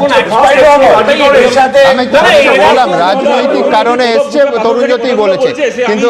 কিন্তু আমি বিশ্বনাথ চক্রবর্তীর কাছে আসব, কিন্তু তার আগে যেহেতু এই টাকা নিয়ে চাকরির কথা হলো, একেবারে স্পষ্ট আজকে এই রাজ্যের এক মন্ত্রীর বিরুদ্ধে তৃণমূল কংগ্রেসের পঞ্চায়েত সমিতির সভাপতি, তিনি 40 লক্ষ টাকা নিয়ে তাকে পদ দেয়া, অর্থাৎ পঞ্চায়েত সমিতির সভাপতি করার অভিযোগ আনলেন একেবারে প্রকাশ্যে। মন্ত্রী তার উত্তরও দিয়েছেন, দেখাবো। মন্ত্রী সিদ্দিকুল্লাহ চৌধুরী আমার কাছ থেকে সভাপতি হওয়ার জন্য, পঞ্চায়েত সমিতির সভাপতি হওয়ার জন্য 40 লক্ষ টাকা নিয়েছে। প্রথমে দলীয় নেতাকর্মীদের হাতে হেনস্থা, বিক্ষোভ, ঝাঁটা, জুতো দেখেছিলেন গ্রন্থাগার মন্ত্রী সিদ্দিকুল্লাহ চৌধুরী। এবার তৃণমূলেরই পঞ্চায়েত সমিতির সভানেত্রী তার বিরুদ্ধে বিস্ফোরক অভিযোগ করলেন। প্রথমে টাকা নিয়ে পঞ্চায়েত সমিতির সভাপতির পদ পাইয়ে দেওয়া, তারপর অনুগামীদের দিয়ে খুনের হুমকি দেওয়ার অভিযোগ উঠল তার বিরুদ্ধে। পুলিশের দ্বারস্থ হলেন তৃণমূল পরিচালিত মেমারি 2 নম্বর পঞ্চায়েত সমিতির সভানেত্রী ময়না হালদার টুডু। সভাপতি হওয়ার 1.5 থেকে 2 সপ্তাহ আগে 3 খেপে টাকাটা আমার কাছে নিয়েছে। আমি সাতগেছিয়া এমএলএ অফিসে দিয়েছি, আর নিজে গিয়ে আমি কলকাতা বাগড়া অফিসে গিয়ে দিয়ে এসেছি। এখন আমাদের মুখ খুলতে হচ্ছে এই কারণে, উনি আমার সঙ্গে যেরকম ব্যবহার করছে, আমার দেয়ালে পিঠ থেকে গেছে। পঞ্চায়েত সমিতি থেকে আমাকে কোনো কাজও করতে দিচ্ছে না। খোদ মন্ত্রীর বিরুদ্ধে আরও বিস্ফোরক অভিযোগ করেছেন তৃণমূলেরই নেত্রী। আমাকে মন্ত্রী সিদ্দিকুল্লাহ চৌধুরী মার্ডার করার হুমকি দিয়েছে, ওই 7 জন যারা আছে তাদের মারফতে।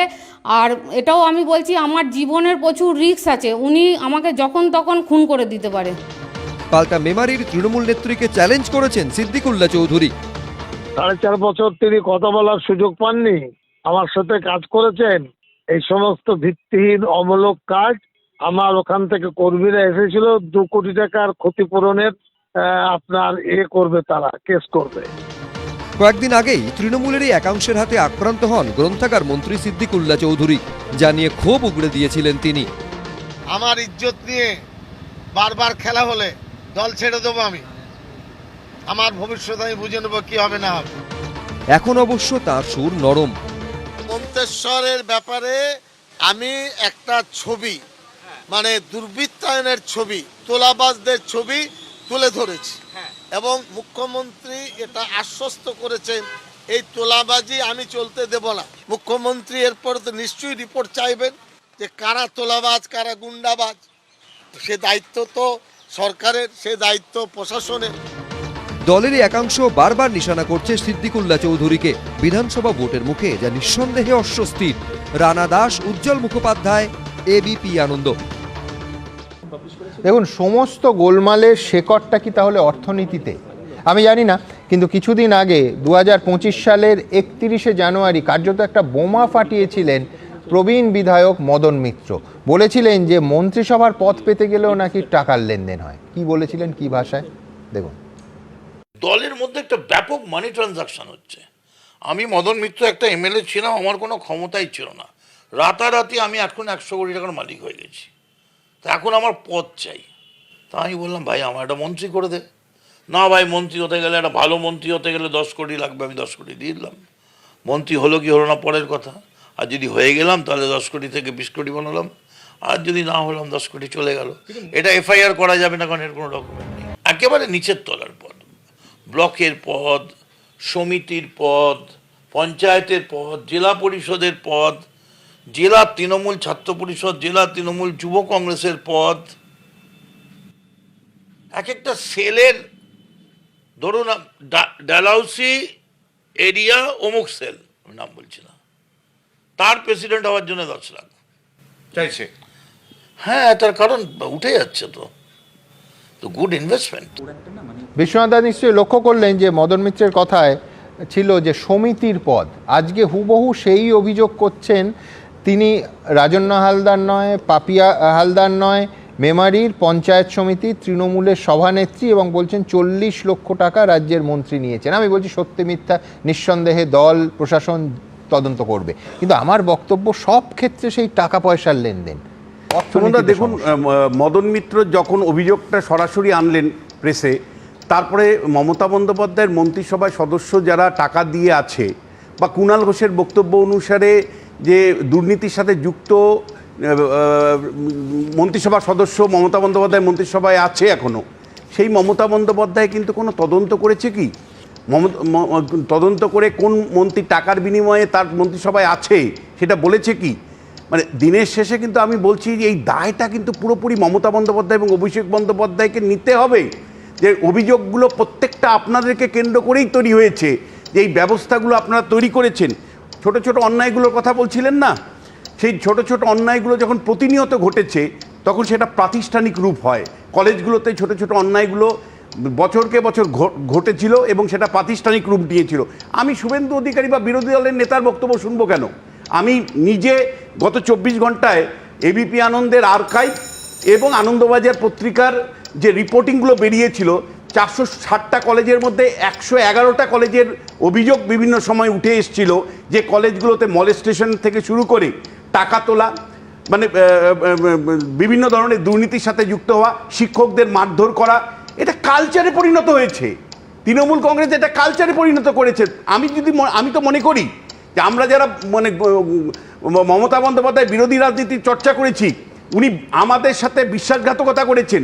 কারণ উনি দিনের পর দিন প্রতিশ্রুতি দিয়েছিলেন যে আমরা ক্ষমতায় আসলে সিপিএমের মতন আমরা দলীয়তন্ত্র প্রতিষ্ঠা করব না কলেজ বিশ্ববিদ্যালয়ে, অথচ তিনি এসেই তার সমস্ত নেতাদেরকে কলেজ বিশ্ববিদ্যালয়ে বসিয়েছেন এবং একটা ইকোসিস্টেম তৈরি করেছেন। ওই কলেজগুলোকে নিয়ন্ত্রণ করছেন তার নেতাদের দিয়ে এবং এক ধরনের আনুগত্যপূর্ণ ছাত্র নেতা তৈরি করেছেন যারা মেয়েদের উপর অত্যাচার করছে, টাকা পয়সা তুলছে। অর্থই অনর্থ মমতা বন্দ্যোপাধ্যায়ের জন্য তৈরি হয়েছে কলেজ বিশ্ববিদ্যালয়গুলোতে।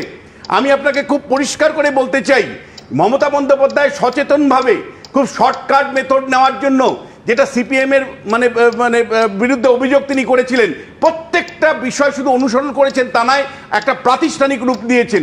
এই ছাত্র নেতাগুলোকে বছরকে বছর নির্বাচনে তিনি করান না, নির্বাচন না করিয়ে এদের মাথায় কলঙ্ক রাখেন। কলঙ্ক নিয়ে এই তৃণমূল ছাত্র নেতাদেরকে ওই ইউনিয়ন রুমে বসতে হয়। এই ছাত্র নেতাগুলোকে দিয়ে তিনি নির্বাচনে প্রচার করান এবং ভোটের দিন বুথ লুট করেন, বিরাট পরিমাণে টাকা তোলেন এবং টাকা তুলে পার্টি ফান্ডে দেন এবং বড় বড় নেতাকে নানা রকমভাবে তারা সন্তুষ্ট করেন। এই যে মডেলটা সুমনদা, এটা আমি কেন বিরোধী দলের নেতা কি একটা প্রকাশ করলো তার উপর ডিপেন্ড করব? এবিপি আনন্দর আর্কাইভ এবং আনন্দবাজারের যে রিপোর্ট গত 14 বছর ধরে বেরিয়েছে সেগুলোকে পরপর যদি যুক্ত করি তাহলে 460টা কলেজের মধ্যে 111টা ঘটনা একদম পরিষ্কার করে উঠেছে। তার মানে প্রতি 4টা কলেজের একটা কলেজ এই ধরনের মানে ব্যবস্থা আছে। আমি দুটো বিষয় আপনাকে খুব পরিষ্কার করে বলতে চাই, মনোজিৎ মণ্ডলদের যে মানে মডেলটা, সেটা কি কেবলমাত্র কয়েকটা কলেজে? কোচবিহার থেকে কাকদ্বীপ কলেজে একই ধরনের অবস্থান আছে। আর আমি বলছি যে শিক্ষা ব্যবস্থাকে না একেবারে সচেতনভাবে চক্রান্ত করে কিন্তু নষ্ট করার চেষ্টা হচ্ছে। কারণ 8200 প্রাইমারি স্কুল বন্ধ হয়েছে সুমনদা, কয়টা আন্দোলন হয়েছে, কয়টা রাজ্য সরকারের চোখের জল পড়েছে, প্রত্যেকটা আমার বাড়ি আপনার বাড়ি পরিচায়িকা পর্যন্ত বাধ্য হচ্ছে প্রাইভেট প্রাথমিক স্কুলে ভর্তি হতে। সরকারি প্রাইমারি স্কুল দিয়েই তো আমরা বড় হয়েছিলাম। আজকে কেন প্রাইমারি স্কুলগুলো একটার পরে উঠে যাচ্ছে? তার জেলাভিত্তিক তথ্য। এবং দ্বিতীয় যেটা, জয়েন্ট এন্ট্রান্সের পরীক্ষার রেজাল্ট আপনি বলতে পারেন কেন দেয় না? আপনি কেন দেয় না? কেবলমাত্র ভোটের রাজনীতির জন্য মুসলমানদের সংরক্ষণের প্রশ্নটাকে সামনে রেখে, ওবিসির প্রশ্নটাকে সামনে রেখে দিনের পর দিন আমি আপনাকে বলছি, এটা আপনাকে আমি বলছি, আমার তোমার সময় বলবো একটু অসভ্যতা আমি কম করো। যেটা আমি আপনাকে খুব পরিষ্কার করে বলতে চাই, একজন অধ্যাপকের মুখের ভাষাটা সেই রাজ্যের শিক্ষা ব্যবস্থা কি হবে? অধ্যাপকের মুখের ভাষাটা সেই রাজ্যের শিক্ষা ব্যবস্থা কেন ধ্বংস হবে না? এই অধ্যাপকের মুখের ভাষাটা কি বোঝা যায়? আমি বলছি যে সুমনদা, আপনি আমায় বলুন, এই জয়েন্ট এন্ট্রান্সের পরীক্ষা দিনের পর দিন আটকে রেখেছে কোন স্বার্থে, কার স্বার্থে? এবং একের পর এক ছাত্ররা সব বাইরে চলে যাচ্ছে, মেধা আমার রাজ্য থেকে বাইরের রাজ্যে চলে যাচ্ছে। এই প্রশ্ন আমি করতে পারবো না।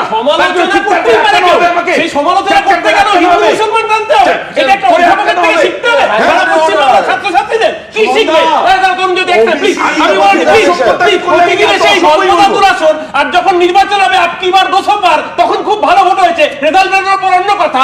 এর আগের ব্যাপার ছিল 27টা আসন পাবে বিজেপি, তারপর যখন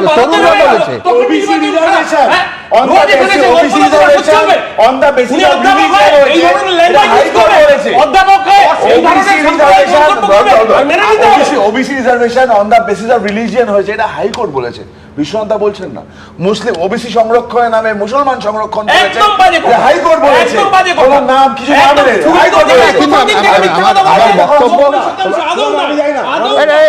এটা তো চেনা অভিযোগ, এটার অত বিস্মিত হওয়ার কি আছে? বিশ্বনাথদা প্রচন্ড বিশ্বাস কেন প্রতিশ্রুতি, বিশ্বনাথদা বিশ্বাস করে মমতা বন্দ্যোপাধ্যায়ের প্রতিশ্রুতিতে। আরে সেই নিজেই যথেষ্ট। কিন্তু আমি বিশ্বনাথদার সঙ্গে একটা জায়গায় আমি একমত নই, সেটা হচ্ছে ভোটের কলঙ্ক মাথায় কি? এ তো ফুর্তির প্রাণ গড়ের মাঠ। আমায় ছাত্র নির্বাচন হচ্ছে না, কোনো ভোটে দাঁড়াতে হচ্ছে না, আমি ফেস্টের নাম করে, কখনো টি শার্টের নাম করে টাকা তুলতে পারছি, এই আবার কলঙ্ক কিসের?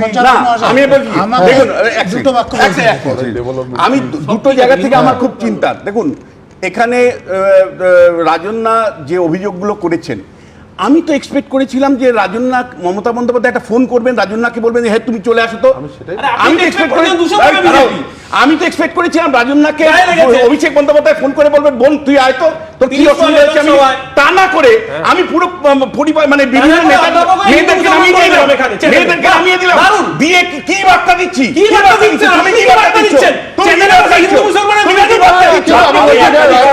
মানে এত উত্তেজনার কোনো আদৌ কারণ আছে কি? যে হ্যাঁ ওবিসি সংরক্ষণের নিয়ে এবং ভর্তি প্রক্রিয়া রাজ্যে যে বন্ধ আছে, আদৌ কি তার কোনো যুক্তি আছে? এই প্রশ্ন উঠবে না একদম সরাসরি। কিন্তু একবার আমি রাজন্যার কাছে যাবো। মমতা বন্দ্যোপাধ্যায় বা অভিষেক বন্দ্যোপাধ্যায় ফোন করে ডাকবে, অভিষেক বন্দ্যোপাধ্যায়ের অফিসে যে আমি বা অভিষেক বন্দ্যোপাধ্যায়কে যে আমি এই অভিযোগটা জানাতে পেরেছি, এআই সংক্রান্ত শুধু নয়, আরো অনেক অভিযোগ যেটা জানাতে পেরেছি, তার মানে সেটা দেখেছে বলেই তো জানাতে পেরেছি। প্রথম বিষয় এটা। দ্বিতীয় বিষয়, রাজনীতির মান কোথায় নেমে গেছে। একটু আগে আমার ছবি দেখালাম, এখন আমি প্রান্তিকের ছবি দেখাচ্ছি। রাজনীতির মান কোথায় নেমে গেছে যে এই ছবিগুলো দেখাতে আমাদেরকে বাধ্য হতে হচ্ছে। একটু আগে সবাই বলছিল যে রাজন্যা কেন কমপ্লেন করলো না প্রশাসনের কাছে, তো প্রান্তিক তো কমপ্লেন করেছে। আজকে প্রান্তিক তো আজকে লালবাজার সাইবার সেলকে কমপ্লেন করেছে, এসপি বারাসাতকে কমপ্লেন করেছে, মধ্যমগ্রাম থানাতে কমপ্লেন করেছে। তাহলে কমপ্লেন তো করেছে, এবার দেখি কমপ্লেনের কি জবাব আসে। এবং আমার সব থেকে খুব খারাপ লাগছে বলতে, বিশ্বাস করো আজকে এই ঘটনার পরিপ্রেক্ষিতে আমরা এই মুহূর্তে দাঁড়িয়ে কোন মানসিকতায় নেমে গেছি, রাজনীতির মানকে ব্যক্তি আক্রমণে নামিয়ে এনেছি। একটু আগে আমি অরূপ কাকু বলি, কিছু বলার নেই, এখানে আমি অরূপ কাকু বলছি, কিছু মনে করো না। অরূপ কাকু বলছে 2023 সালে কিন্তু এআই ছিল না। 2023 সালে এআই ছিল না আমি জানি কাকু, এবং খুব ভালো বিষয় ভাবে ভালো করে জানি যে এআই ছিল, কিন্তু যেটা সুমনদা বললে এআই এর এই বারবার উত্তরটা ছিল না। 2023 সালে তো এআই হয়েছে আমি বলিনি, আমি তো বারবার এখানেও স্পষ্ট করে বললাম 2024 সালের মার্চ এপ্রিল মাস নাগাদ এআই করে সেই মর্গ ছবি বা যাই ডিপ ফেক বলো সেই ছবি ভাইরাল হয়েছে। কিন্তু 2023 সালে যেটা ছিল আমাদের মুখের সম্ভ্রম ছিল।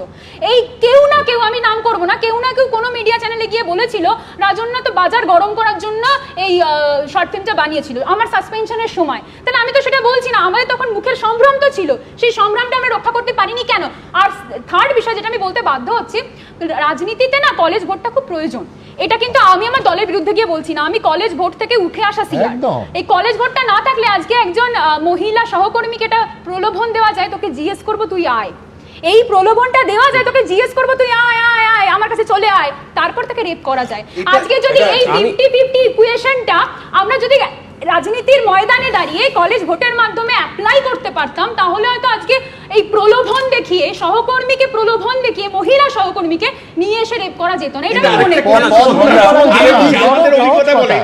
যখন নির্বাচন আপনি ফেস করবেন না, একটা অ্যাকাউন্টেবিলিটি থাকে। ধরুন প্রতি বছর আপনি যখন ছাত্রদের সম্মতি নিতে হবে, মানে ভোটে দাঁড়াতে হবে, আপনার তো তাদেরকে সম্মতি নিতে হবে, একটা দায়বদ্ধতা থাকবে, লড়াই করে জিততে হবে। দ্বিতীয় দেখুন, মমতা বন্দ্যোপাধ্যায় থেকে শুভেন্দু অধিকারী সবাই তো রাজনীতি করি, মানে ছাত্র রাজনীতির বাবা যেহেতু একটা সময় তৃণমূল করতো, আমরা একই জেলায় রাজনীতি করতাম, সেই সুবাদে আমাকে কাকু বলতেই পারে, তাতে অসুবিধা নেই। কিন্তু রাজন্যার যে পার্টিকুলার অভিযোগের কথা বললো প্রান্তিকের, আজকে বারবার করে বলা হচ্ছে মনোজিতের কথা, মনোজিতের সাথেও তো প্রান্তিকের ছবি রয়েছে, প্রান্তিক তো তখন নেতা, সেই দিন থেকে ছবি নিয়ে রাজনীতি করা উচিত নয়। সেটাই তো বলছি, ছবি নিয়ে রাজনীতি যখন করা উচিত না, তেমনি সেই ছবি তো প্রান্তিকের সাথে সেই দিনকে কেন প্রচেষ্টা করেনি, প্রান্তিকের সাথে কেন ছবিটা তুললো?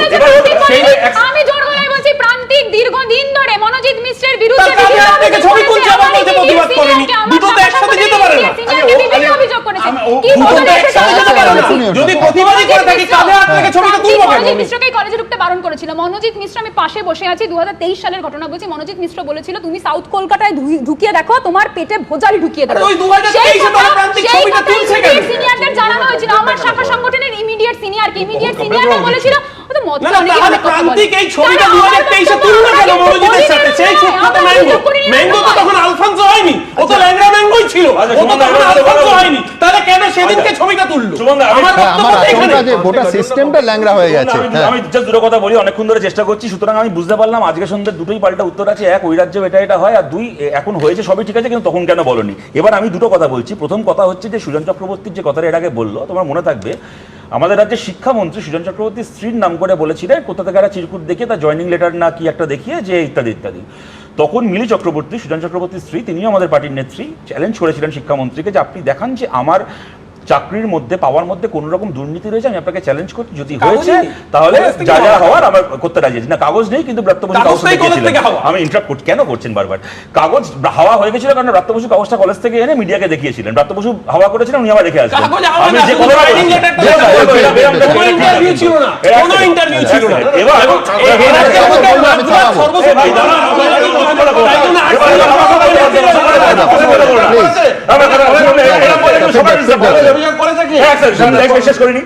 আমাকে বলতে বাধ্য হবে যে অসভ্যতা করো না।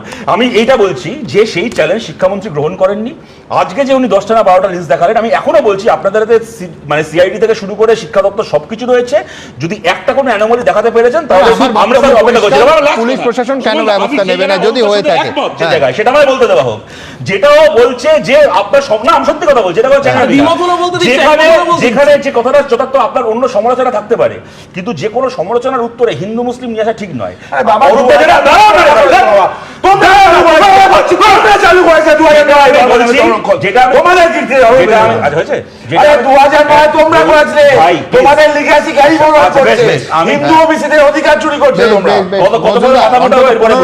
আমি যেটা বলছি, যেটা অরূপদা বলার চেষ্টা করলো, সেটা হচ্ছে যে তুমি যে মমতা বন্দ্যোপাধ্যায়কে প্রশ্ন করেছিলে শেখ শাহজাহানকে নিয়ে, তার উত্তরে মমতা বন্দ্যোপাধ্যায় এক কথায় বলেছিলেন যে মুসলমান বলে বলছেন, এইটা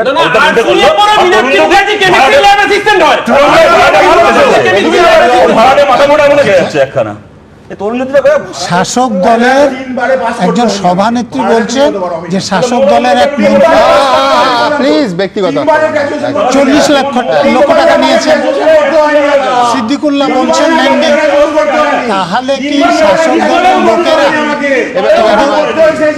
সরি একদম তদন্ত করে দুজনের মধ্যে একজন তো ঠিক, তার বিরুদ্ধে ব্যবস্থা নেবেন?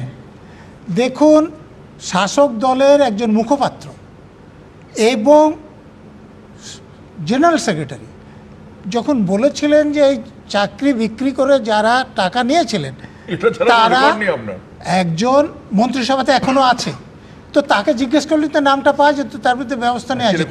মমতা ব্যানার্জি কেন নেননি? না, আমার আরো বড় প্রশ্ন আছে, সিবিআই কেন জিজ্ঞেস করেন? এটা পাবলিকলি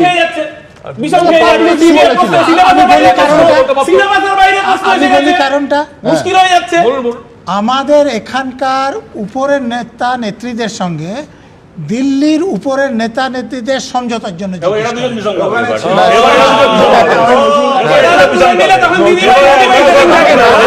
কিন্তু আপনারা কি বলছেন? হ্যাঁ, আমি আরেকটা কথা বলতে চাই, আমাদের রাজ্যের শিক্ষামন্ত্রী কি এরকম কথা বলেছিলেন যে তৃণমূল করলেই চাকরি হবে? না, উনি একবারও সেটা কেন হবে?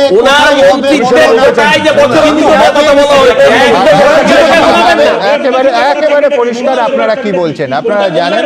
আমাদের ভেরিফাইড এক্স অ্যাকাউন্ট সঙ্গে সুমন @সুমন। প্রচুর মন্তব্য, আমি দ্রুত কয়েকটা মন্তব্য নেব। বুঝতেই পারছেন ক্রমশ স্টুডিওর উত্তেজনা বাড়ছে। ক্যাম্পাসে বহিরাগতদের গ্যাং তৈরি করলো আর প্রশাসন জানতে পারলো না, এটা অবিশ্বাস্য, লিখছেন শেখ শামীম। সুব্রত পাল লিখছেন কসবার পর হাওড়া, সোনারপুর, বালিগঞ্জ, এদের মাথায় কার হাত? সুভাষ ঘোষাচার্য লিখছেন ক্যাম্পাসগুলোকে লুম্পেন মুক্ত করুন, লজ্জায় মাথা হেট হয়ে যাচ্ছে। তমাল রায় লিখছেন আগে ছাত্ররা রাজনীতি করত প্রতিষ্ঠিত নেতা হতে, এখন লক্ষ্য হলো তোলাবাজ হওয়া।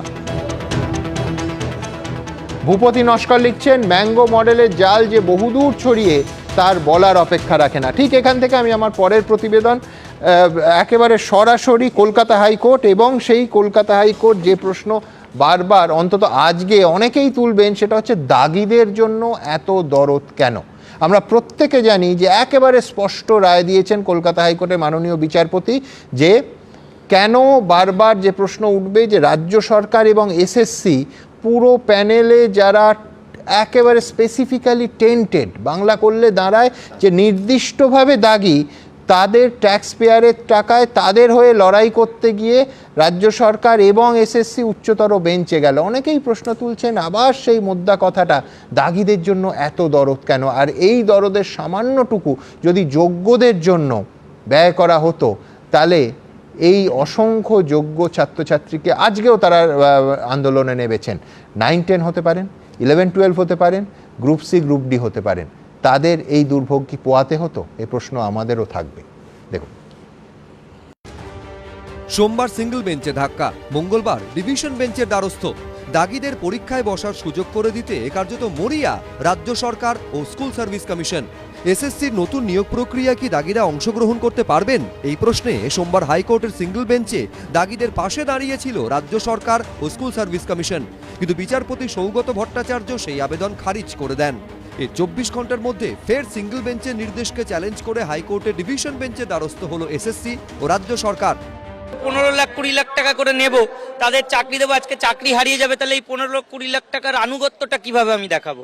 তাই জন্য হয়তো সরকার করছে 15 লাখ 20 লাখ টাকা আবার যদি নতুন নিয়োগে আবার তোলে, তাহলে তাদের টাকায় ভোটটাও করিয়ে নিতে পারবে। আপনারা যদি এটাই চান তাহলে সেটা একদম সর্বসমক্ষে সবার সামনে মিডিয়াতে বলে দিন। অযোগ্যদেরকে নিয়ে যে এখনো পর্যন্ত বাঁচানোর চেষ্টা করা হচ্ছে, আমি বলবো যে নির্লজ্জতারও তো একটা সীমা থাকা দরকার, তাই না? মন্ত্রীদের, নেতা মন্ত্রীদের বাঁচানোর জন্য যে ওদের চাকরিটা চলে গেলে তারা পিঠে চামড়া তুলে দেবে, তো আমি আপনাদেরকে বলে দিচ্ছি যে আমরা সেই দায়িত্বটা নিজে নেব, কারণ আমরা আর আমাদের পেশেন্স রাখতে পারছি না। আপনার ন্যূনতম পর্যন্ত আমাদের প্রতি কোনো রকম দায়বদ্ধতা বা কোনো রকম আন্তরিকতা টোটালি কিছু নেই। 3রা এপ্রিল দুর্নীতির দায়ে এসএসসির 2016 সালের চাকরি বাতিলের হাইকোর্টের নির্দেশই বহাল রাখে সুপ্রিম কোর্ট। দাগিদের চাকরি বাতিলের পাশাপাশি 12% সুদসহ বেতনও ফেরত দেওয়ার নির্দেশ দেয়। সর্বোচ্চ আদালতের নির্দেশ অনুযায়ী 30শে মে নতুন নিয়োগের বিজ্ঞপ্তি দেয় স্কুল সার্ভিস কমিশন, কিন্তু সেখানে স্পষ্ট করে বলা হয়নি যে দাগিরা নতুন করে পরীক্ষায় বসতে পারবেন না, আর তাই ফের মামলা হয় আদালতে। সোমবার এই মামলার শুনানিতে শুরু থেকেই দাগিদের পাশে দাঁড়িয়েছিল রাজ্য সরকার। এসএসসির আইনজীবী কল্যাণ বন্দ্যোপাধ্যায়ও দাগিদের হয়ে সওয়াল করে বলেন, সুপ্রিম কোর্ট কোথাও বলেনি যে নির্দিষ্টভাবে চিহ্নিত অযোগ্যরা নতুন নিয়োগ প্রক্রিয়ায় অংশ নিতে পারবেন না বা নির্দিষ্টভাবে চিহ্নিত অযোগ্যরা বয়সজনিত ছাড় পাবেন না, কিন্তু খারিজ হয়ে যায় রাজ্য সরকার ও কমিশনের সব যুক্তি। বিচারপতি সৌগত ভট্টাচার্য স্পষ্ট নির্দেশ দেন, 2025-এর নিয়োগ প্রক্রিয়া নির্দিষ্টভাবে চিহ্নিত অযোগ্যদের বাদ দিয়ে করতে হবে। এমনকি তিনি জানিয়ে দেন, যদি কোনো চিহ্নিত অযোগ্য ব্যক্তি ইতিমধ্যে আবেদন করে থাকেন তাহলে সেটা বাতিল বলে গণ্য হবে। এসএসসির উদ্দেশ্যে কার্যত বিস্ময় প্রকাশ করে বিচারপতি এও বলেন, এত বড় দুর্নীতির অভিযোগ, টাকা ফেরত দেওয়ার কথা বলেছে সুপ্রিম কোর্ট, তারপরেও এটা বলবেন?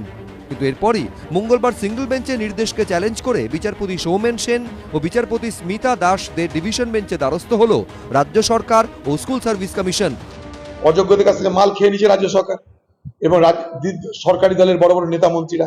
অযোগ্যদের জন্য যদি ওকালতি না করে তাহলে সে অযোগ্য তো তৃণমূলের নেতাদের বাড়ি হামলা করবে টাকার জন্য। তৃণমূলের বহু নেতার পিঠে ছাল উঠে যাবে। তৃণমূল দলের চোরদেরকে বাঁচানোর জন্য দিদি আজ সরকারি তহবিল খরচ করে অযোগ্যদের জন্য দালালি করছে। একটা ভুল ন্যারেটিভ হচ্ছে।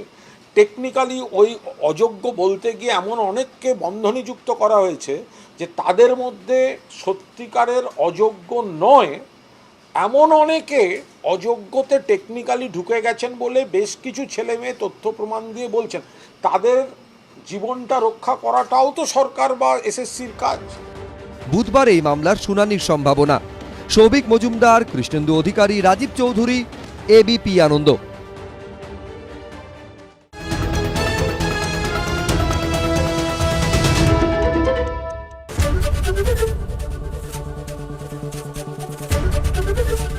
তুমি কি 5 স্টার হোটেলের শেফ হতে চাও মাধ্যমিক উচ্চ মাধ্যমিক পাশ করে? তাহলে এখনই সময় সঠিক পদক্ষেপ নেওয়ার। SBIHM কলকাতা ও বারাসাত ক্যাম্পাস থেকে কিউলিনারি আর্টস এ ব্যাচেলর এবং ডিপ্লোমা কোর্স করো আর ভারত ও বিশ্বের সেরা 5 স্টার হোটেলগুলিতে শেফের বিভিন্ন পোস্টে চাকরি করো। SBIHM হল সেন্ট্রাল ও স্টেট গভর্নমেন্ট অনুমোদিত কলেজ। বিদেশে কাজের সুযোগ আর অভিজ্ঞ শেফদের গাইডেন্স। www.sbihn.com। जो कभी ना हो स्लिप, वही असली चैंपियंस की ग्रिप। सीमेंट से पकड़ बनाए मजबूत SRMB 550D TMT बार। सेल्फी चाहिए या ऑटोग्राफ? জেকে পোস্ত যুগ যুগ ধরে বাঙালির জীবন জুড়ে স্বাদে গন্ধে আসল পোস্ত, যেখানে লেগে থাকে ভালোবাসার ছোঁয়া। পোস্ত মানে জেকে পোস্ত। The Institute of Education and Management, hotel ইন্ডাস্ট্রির সঙ্গে aviation, cruise liner, hospital, travel and tourism and facility ম্যানেজমেন্টের মতো সেক্টরে চাকরির জন্য বিভিন্ন কোর্সে ভর্তি চলছে। নগদ অর্থের বিনিময়ে পুরাতন সোনা ও রূপা কেনা হয়। 35 বছরের বিশ্বস্ত প্রতিষ্ঠান আদ্দামা গোল্ড জুয়েলারি।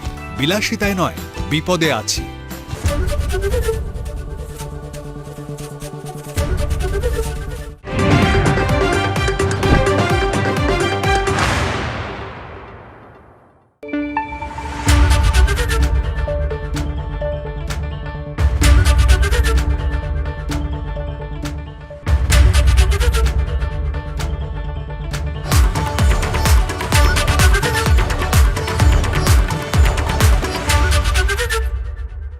শুনতে পাচ্ছি না, বল না। হ্যালো, ব্যাপার নয়, আজকে বাংলা গলাবাজি চায় না, বাংলা খবর চায়। বাংলা খবর, বাংলার খবর।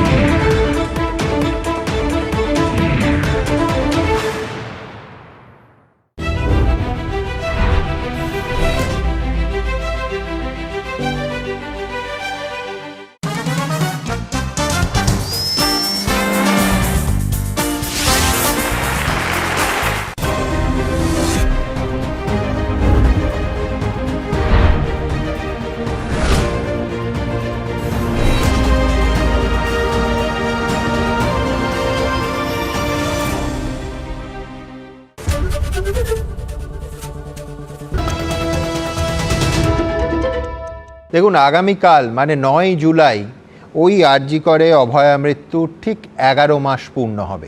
ঘটনাচক্রে আজকে শিয়ালদা আদালতে ওই আরজি করের ক্রাইম সিনে যেতে আবেদন করেছিলেন নিহত তরুণী চিকিৎসক তিলোত্তমার মা এবং বাবা। একযোগে 3 পার্টি মানে রাজ্য সরকার, মানে আরজিকর মেডিকেল কলেজের প্রাক্তন অধ্যক্ষ সন্দীপ ঘোষ এবং টালা থানার প্রাক্তন ওসি অভিজিৎ মণ্ডলের আইনজীবী, তারা অপোজ করলেন যে বাবা মায়ের ক্রাইম সিনে যাওয়ার কোনো প্রশ্ন ওঠে না। তারা বিরোধিতা করলেন। একেবারে স্পষ্ট অভয়ার মা বাবার আইনজীবী এই প্রশ্ন তুললেন যে আপত্তি করে কি কোনো কিছু লুকোতে চাইছে সরকার? উত্তর আমাদের জানা নেই, কিন্তু গোটা বিষয়টা আজকে বিচারাধীন শিয়ালদা কোর্টে। দেখুন, ভয়ঙ্কর সেই ঘটনার পর কেটে গেছে 11 মাস, কিন্তু নিহত চিকিৎসকের মা বাবার অভিযোগ এখনো সুবিচার পাননি তারা। এই প্রেক্ষাপটে আরজিকর মেডিকেল কলেজ হাসপাতালের সেই ক্রাইম সিন অর্থাৎ অপরাধ স্থল দেখতে শিয়ালদা আদালতে আবেদন জানিয়েছেন নিহত তরুণী চিকিৎসকের পরিবার। সেই মামলায় এদিন শিয়ালদার অ্যাডিশনাল চিফ জুডিশিয়াল ম্যাজিস্ট্রেট আদালতে রাজ্য সরকারের তরফে আইনজীবী শীর্ষেন্দু বন্দ্যোপাধ্যায় বলেন, আইনে কোথাও বলা নেই ক্রাইম সিনে আইনজীবী যেতে পারবেন। সিআরপিসি বা বিএনএসেও এই সংস্থান নেই। আরজিকর মেডিকেল কলেজের প্রাক্তন অধ্যক্ষ সন্দীপ ঘোষ ও টালা থানার প্রাক্তন ওসি অভিজিৎ মণ্ডলের আইনজীবীও নিহত চিকিৎসকের মা বাবার ক্রাইম সিনে যাওয়ার আবেদনের বিরোধিতা করেন। তখন পরিবারের তরফে আইনজীবী ফিরোজ এডুলজি সওয়াল করেন, আপত্তি করে কি লুকোতে চাইছে রাজ্য সরকার? কি হয়েছিল বুঝতে আমরা ঘটনাস্থলের টপোগ্রাফি জানতে চাই, আমরা সেমিনার রুমে প্রবেশ করতে চাই না, ক্রাইম সিনের কাছেও যেতে চাই না। অভিযোগকারী তার মেয়েকে হারিয়েছেন। তদন্তে গাফিলতি না থাকলে কলকাতা হাইকোর্ট রাজ্য সরকারের হাত থেকে এই মামলা সিবিআইকে দিত না। সিবিআইয়ের আইনজীবী পার্থসারথী দত্ত জানান, এ বিষয়ে তাদের কোনো আপত্তি নেই। রাজ্য সরকার সিবিআই একসময় প্যাক্ট হয়ে গেছে, 10 মাস ধরে সিবিআই কিচ্ছু করেনি। এমনকি সিএফএসএল থেকে যে রিপোর্টগুলো করেছে সেই রিপোর্টগুলো ভালো করে পড়েওনি। ঘটনাস্থলে যাওয়ার উদ্দেশ্য আমাদের যে ক্রাইম সিন সম্বন্ধে সিএফএসএল প্রস্তুত তুলেছে, তার সেই প্রস্তুত সম্বন্ধেই আমাদের খোঁজ খবর নেওয়ার দরকার। সেই জন্য ওরা সিবিআই কিছু করবে না, যা করা আমাদেরই করতে হবে। সিবিআইকে আমরা আদালতেই বুঝে নেব। আরজিকর মেডিকেল কলেজ হাসপাতালের ভাইস প্রিন্সিপাল জানিয়েছেন, আদালত অনুমতি দিলে নিহত চিকিৎসকের মা বাবাকে ক্রাইম সিনে নিয়ে যেতে তাদের কোনো আপত্তি নেই। সেমিনার রুম এখনো ওয়েল সিকিউরড, বাইরে থেকে গার্ড আছে এবং ডু নট ক্রস বলে যে আমাদের যা লেভেলস লাগানো আছে ওই জায়গাটায় কিন্তু এখনো পর্যন্ত পুরোপুরি জায়গাটা স্যানিটাইজড। গত বছর 9 আগস্ট আরজিকর মেডিকেল কলেজের জরুরি বিভাগে 4 তলা থেকে চিকিৎসকের দেহ উদ্ধার হয়েছিল। 1 বছরের মাথায় 9 আগস্ট অরাজনৈতিক নবান্ন অভিযানে অংশ নেবেন নিহত চিকিৎসকের মা বাবা। এই অভিযানে দলীয় পতাকা ছাড়া থাকবেন শুভেন্দু অধিকারী সহ বিজেপির নেতাকর্মীরা। কিন্তু যেহেতু রাজনৈতিক নেতারা উপস্থিত থাকবেন, তাই এই নবান্ন অভিযানে না থাকার কথা জানিয়েছে West Bengal junior doctors front. কিন্তু ওই দিন অর্থাৎ 9 আগস্ট কালীঘাট চলোর ডাক দিয়েছে অভয়া মঞ্চ। তাতে অংশ নেবেন বলে জানিয়েছেন জুনিয়র চিকিৎসকরা, আর এরপরই তাদেরকে একহাত নিয়েছেন শুভেন্দু অধিকারী। যে মঞ্চ থেকে এসেছে সেখানে বিরোধী দলনেতা থেকে শুরু করে একটি নির্দিষ্ট রাজনৈতিক দলের নেতা এবং তাবর নেতারা সেখানে উপস্থিত ছিলেন। ফলত এটা আমাদের কাছে অনেক বেশি একটি রাজনৈতিক দলের কর্মসূচি হিসেবে বেশি মনে হচ্ছে। এটা কিন্তু আমাদের কাছে কোনো ধোঁয়াশার জায়গা নেই। ফলত আমরা সংগঠনগতভাবে এটাতে পার্টিসিপেট করব না। এই একইভাবে 27 আগস্ট যখন ছাত্র সমাজ রাজনীতি এবং রাজনৈতিক নেতাদের বাদ দিয়ে নবান্ন অভিযান করেছিল, আপনারা বিরোধিতা করেছিলেন। কিছু করতে পারেননি। বেলা 12টা থেকে সন্ধ্যে 6টা পর্যন্ত ছেলেরা লড়েছে। শুধু ছেলেরা নয়, গেরুয়া বসন পরা এক সাধুও জলকামানের সঙ্গে রীতিমতো লড়াই করেছে। এদিন সন্দীপ ঘোষকে আদালত থেকে বের করার সময় বিক্ষোভ দেখায় অভয়া মঞ্চ, ওঠে চোর স্লোগান। প্রকাশ সিনহা, সন্দীপ সরকার ও ঝিলম করঞ্জাইয়ের রিপোর্ট, এবিপি আনন্দ।